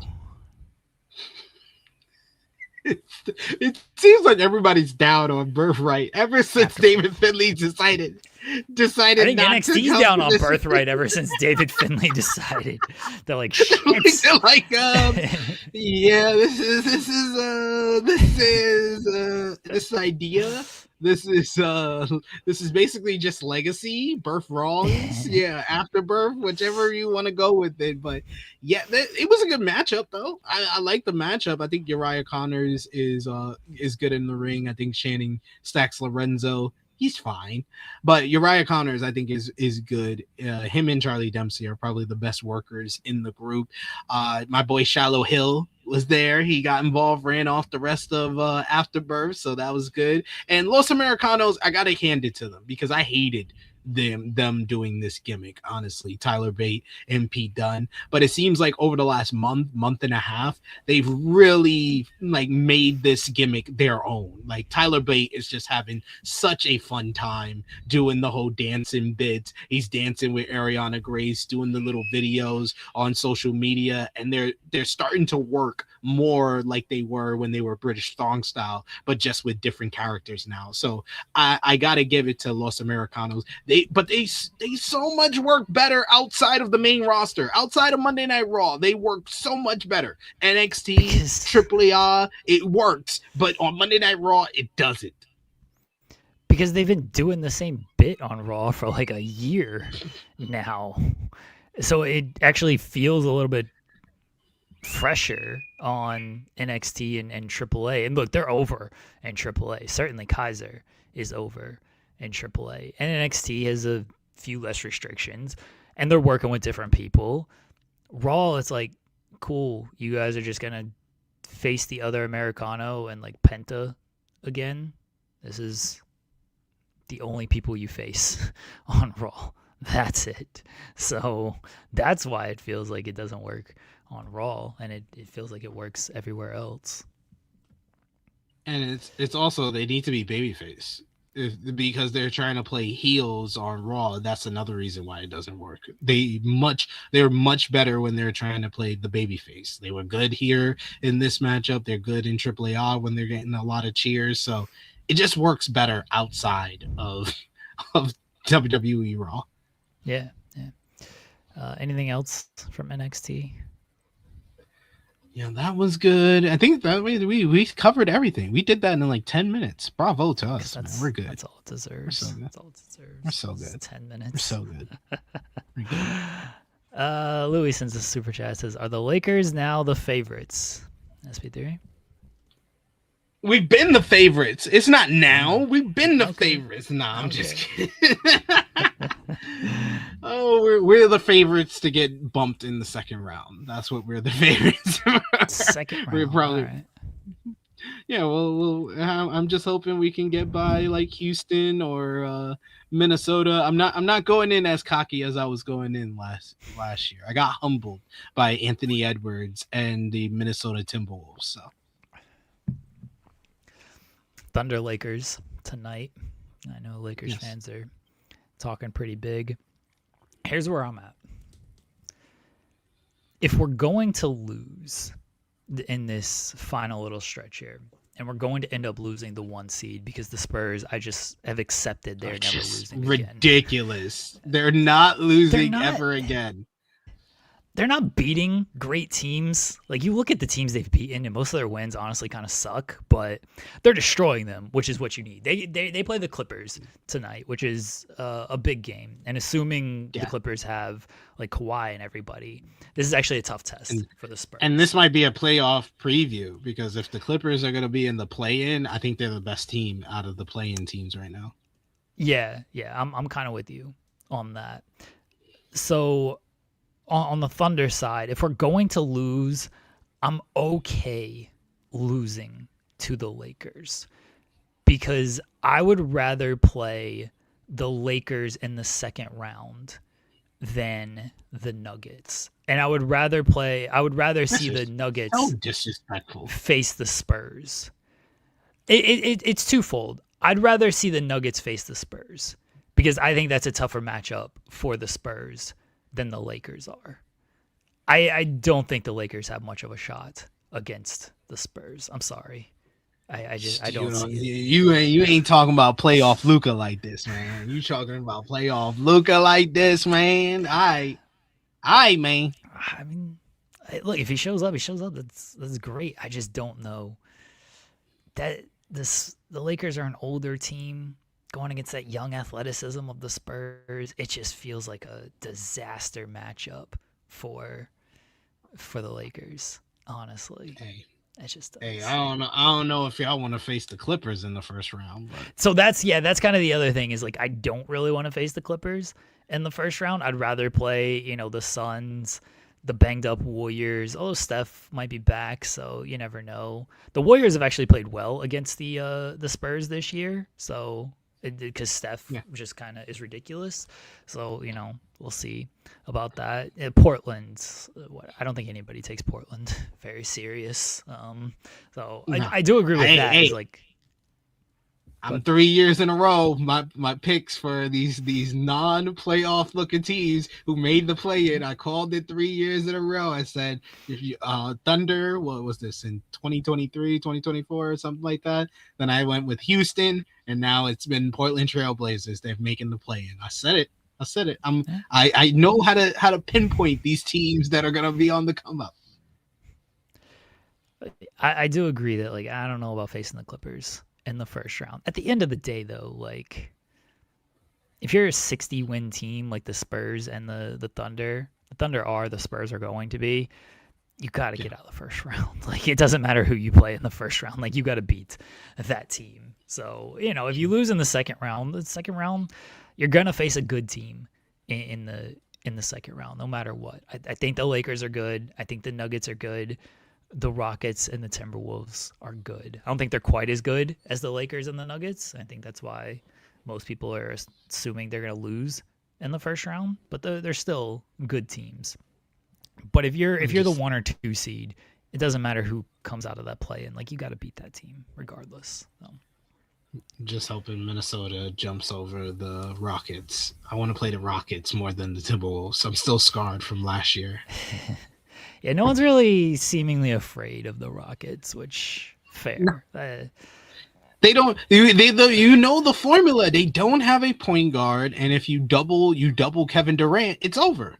Yeah, their offense leaves a lot to be desired, and without Steven Adams, like they don't even have their fail-safe of they would just bully people on the boards with Adams and Sengun. Like, all right, we're going to throw up a bunch of bricks, but guess what? We're going to rebound all these bricks and then get like 3 or 4 cracks at it. One of them's bound to go in. So yeah, they don't really have that luxury anymore. Oh yeah, Lakers Thunder tonight. Yeah, we'll see. We'll see what happens. The one thing, like, as much as I don't mind losing to the Lakers because it solidifies them more in third, I don't want to hear like the MVP discourse with Luka. Oh, I'm sorry. I Luka magic. Let's go, Luka. Yes, we need it. We need it in life because this whole media blitz on Luka has become ridiculous. It's become a ridiculous like daily discussion on NBA Twitter. You had freaking what's this girl's name? I forget her name. I'm not even the chick with the red hair. I don't really Rachel care Nichols? to remember. Yeah, Rachel Nichols. Okay.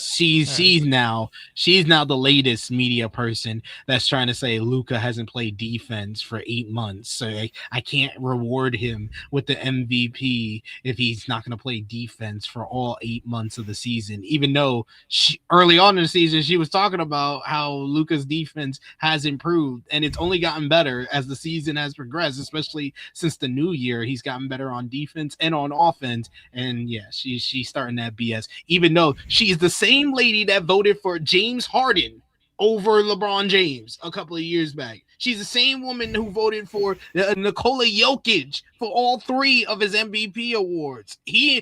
Why is it never a discussion about defense when Nikola Jokic is being talked about? We all want to glaze Nikola Jokic on offense, but no one brings up. No, I'm talking about when he won the MVPs. No, nobody ever talked about him on defense being a. Well, that was the argument for Embiid. Is Embiid played defense and Jokic didn't.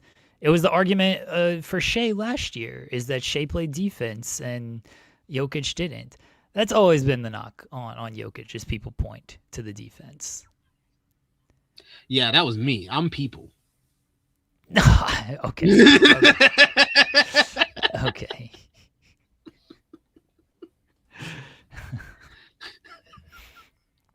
I mean, in some years, like there wasn't much of an argument because there was no one close to Jokic. Like, all right, sure, he doesn't play defense, but like, who are you gonna give it to if you don't give it to Jokic? Again, the Embiid years, that was the whole argument: is Embiid played defense, and last year that was more of the argument that SGA played defense. And SP3 brought out that argument as well. No, look, it's an argument against Luka. I'm with you. You know, I've spoken highly of Luka's defense since the All-Star break. Like I've seen it, so I know it's gotten much better. I don't think you should get the MVP for playing a great month and a half. Like Luka's put up great numbers. He's not winning it for the month and a half. He's leading the league in scoring. He's leading the league. But okay, he's making league history for averaging 57 points. 57 points he contributes to his team, whether it's the points that he makes or on his assists that he makes. He's making offensive history. So is Shea. I'm not denying. So that. is Jokic. Like both of them are. All three of them are making league history. So. Yeah. Well, Jokic, we already voted for T. We already voted for Jokic so many times, and his team ain't doing as well as the Lakers or the Spurs or the Thunder. So yeah, look, that's fair on Jokic. That's why I don't think Jokic is going to win it. It just it feels a little like, are we gonna reward the entire season, or are we gonna reward the last few months of the season? Like Luka's played well. But you're acting like Luka had one bad month, and that one bad month he still averaged 30. That one bad month is still one more bad month than Shea. That's still one more bad month than Shea. Oh my god! I'm not saying Luka shouldn't be in the discussion. I just don't think he should win it based on a late push. The same thing with Wemby. I'm not saying he should win it. I feel like he's going to be. I'm the best thing that I can say Luka's going to finish is third. It's feeling more and more like my nephew said it on our basketball podcast. He was like, he doesn't think Luka's going to ever win an MVP. And I'm starting to believe him. I'm starting to believe that it doesn't matter what Luka can do. They're never going to, the voters and the media is always going to be against him. I don't think it's the voters and the media though. I think you just admitted that he's third. So maybe it's that there are two players more valuable than him this year. The voters don't. The media don't talk about. Don't be like bashing him. They bash Luka. This is ridiculous. They don't do that to Shea. No, not on the level that they do it to Luka. Okay. They don't say he don't belong in the top 5 like some of the media has said about Luka. All right, you can't pick and choose what media you listen to. This is what you accused me of doing when I said last year that I've heard this from more than just Kendrick Perkins. Trust me, I've heard it from multiple people. All right, and I heard from multiple people last year that the Lakers were the favorites going into the playoffs, and you said that never happened. So a lot of people in the media name the people, and I did. You started naming Colin Cowherd and all these people. That's the people I would never listen to about basketball. All right, you shouldn't listen to people who say Luka isn't top 5. Then you shouldn't listen to those people either. I don't, but I get bombarded with it on my timeline every day. I don't know if Luka's ever going to win an MVP. He's been close to the best player in a lot of years, but he's never been the best player. It's not fully his fault. It's just Jokic happened to be better. Giannis happened to be better. Shea happened to be better. Wemby is going to happen to be better. And so Luka he's not the best player. Yeah, he's going to need, because if you want to put it on winning, all right, well, right now, Wemby and Shea win more. So what's the argument for Luka? is that he scores more. That's why I gave him third. Yeah, I know, but I'm talking just like for this season, for past seasons and everything. Like, there's just a lot that goes into it on there. He's never been a 1 seed. I just want Luka to be ahead of Jokic. That's what it comes down to for me. He should be ahead of Jokic. He's ahead in the standings. That's what really matters. Like, no, he should be ahead of Jokic for MVP. Hang the banner. Luka finished ahead of Jokic in the MVP race. Luka finished because he third. should have won it in 2024.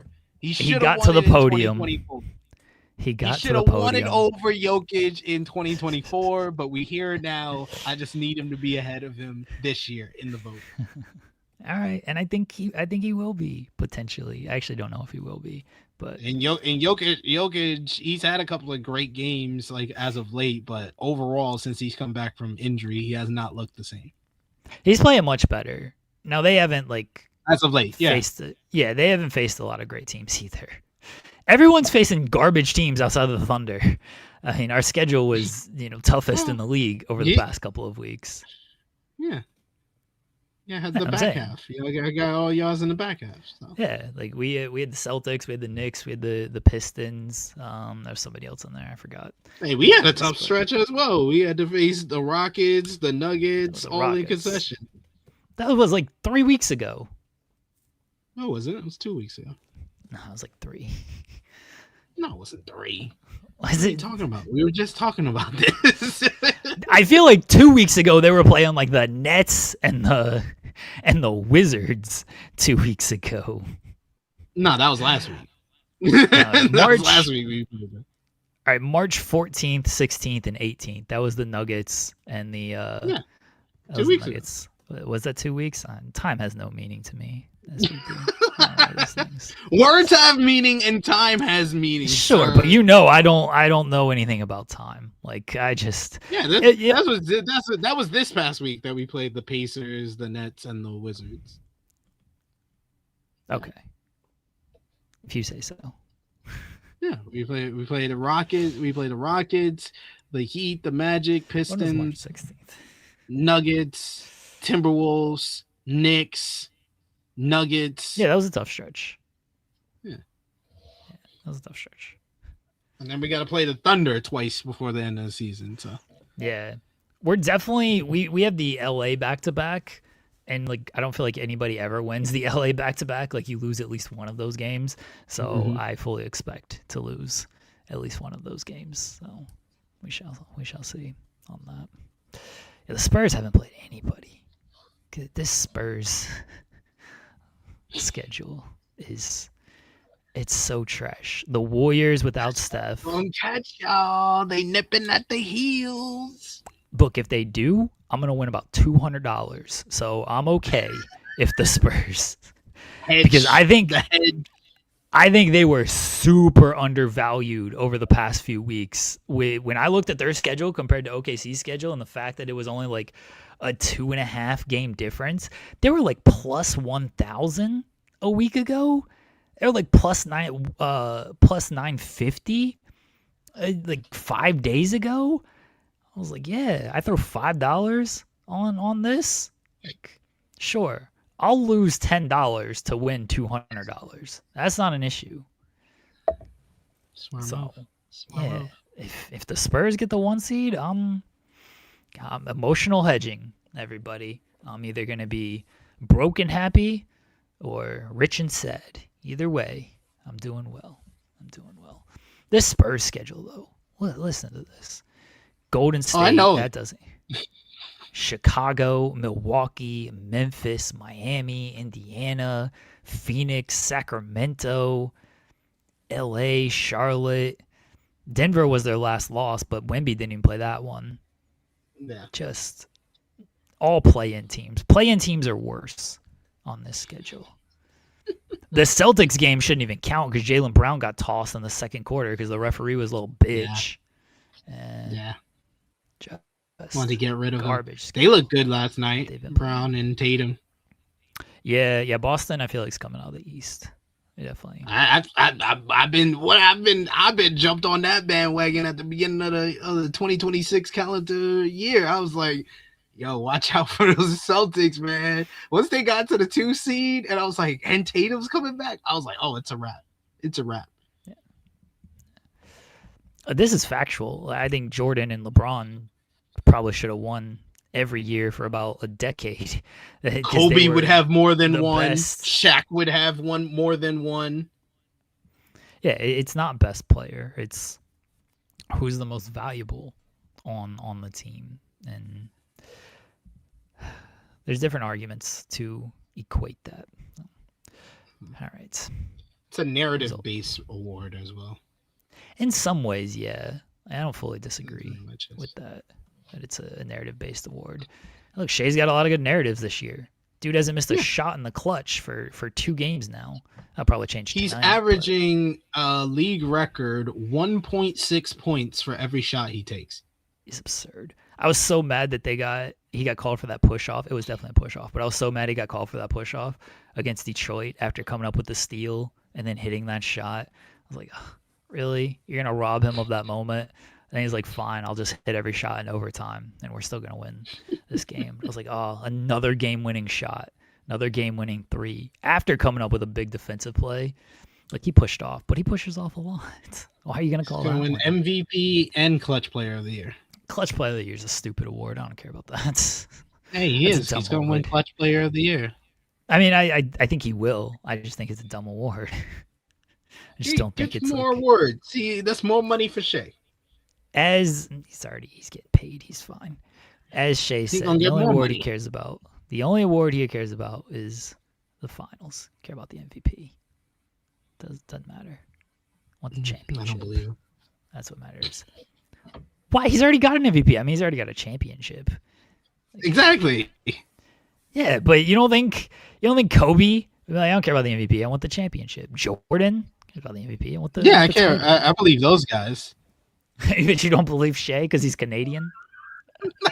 Exactly. He leaves his doors unlocked. What are we talking about? I don't think he cares about the MVP. I mean, I think all these guys care. Like, they don't want to be like, oh, I lost the MVP. But if they had a choice, they want the championship over the MVP. Like, MVP is whatever. The championship that's what makes you a legend. Hey, they say the right things. Him and Luka have been like saying that. Like, they don't really care about that. They just care about winning basketball games. And then you got Wemby is like, I should win the MVP. I give you 3 points. So MJ was betting on himself winning the MVP. He absolutely cared. I think it's okay to bet on yourself. I'll continue to say that. Like, if you bet, like, you bet your overs. You can't bet your unders because then you could be throwing games. But yeah, you can bet your overs. I think that's fun. Shea would be banking every time if he said over 20 every day. Well, he wouldn't get good odds on over 20, so it wouldn't. That's like minus 1,000. You got to just put $1,000 down just to win $1. Yeah, he's gonna put like $1 million up and make some money. You're underrating how selfish people are. I think these guys care. I don't think they're gonna just be like, yeah, I don't want the MVP. I think they want to win it, but I think if they have the choice between MVP or finals, they want the finals. I don't feel like that's an absurd statement. I think every player in history, except for maybe James Harden, would say that. Yeah. Like, I get these guys are selfish. I completely get that, but you're still winning in the end. Like, it's not like if you don't get the MVP, you get nothing. You get the finals out of this. Let me have my cope that Shai Gilgeous-Alexander is an unselfish superstar because he is. Copium. Because he is. Nah, Shai's the best. Copium. Chris Jericho is back. Are you? 7% said sad, 8% said angry, 31% said happy, and 54% said indifferent. Cowards, make a choice.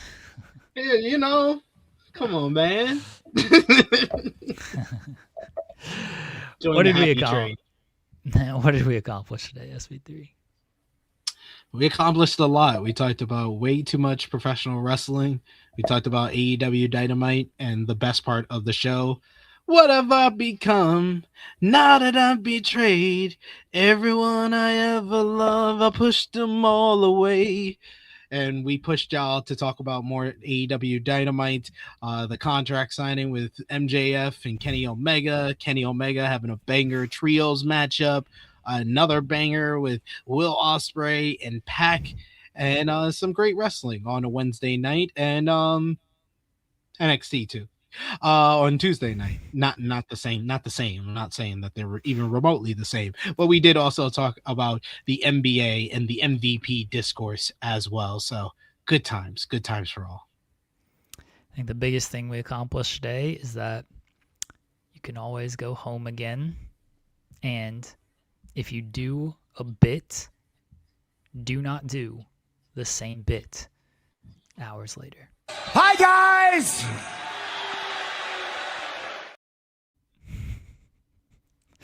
I don't know where they can find you at, SB3. Hi guys, you can find me at True Heel SP3 on the Twitter machine. I will be live in about less than an hour with Jimmy Macaram for AE Ramble, reviewing last night's AEW Dynamite. We might talk some WWE as well, because it's the Ramble, because we ramble on about a whole bunch of things. So join us live over there, 1:05 p.m. Eastern Time. We got our Daredevil Born Again review over on True Heel Heat Sports and Entertainment tomorrow. Me and Corey Brennan of Fightful. So join us for that. I think I might be on the Collision review tonight. I don't know. I haven't confirmed anything. I'll hit up Kate after we're done here. Maybe, I don't know. I will check with Kate after this and see if I'm on for my first official post show since becoming the new member of the team. So I'll check with Kate about that. And and then the True Hill Heat flagship podcast Saturday 10:05 a.m. Eastern Time. Myself, Miss Chrissy Love, and True Draw Josh. But thank you, Jeremy, as always. Always appreciate our Thursdays together. Always appreciate you as well. SB3. I'll be back tonight, myself and Steven Jensen. I'll see how I control him about Cody Rhodes, who's a giant loser, and will lose at WrestleMania. We shall see. We plan to talk about there. That awful pull apart brawl. And I can't wait for Jelly Roll to cost Cody Rhodes the title. It's gonna roll. And we'll be back tomorrow. Myself and Joel will be back tomorrow. I don't know what we're doing. I guess Joel's gonna write a description, and I'm not gonna read it, and so everything will be a surprise to me, as things go around here. Appreciate everybody. Appreciate the super chats. Appreciate all the love, the support. We'll be back tomorrow. Until then, take care, everyone.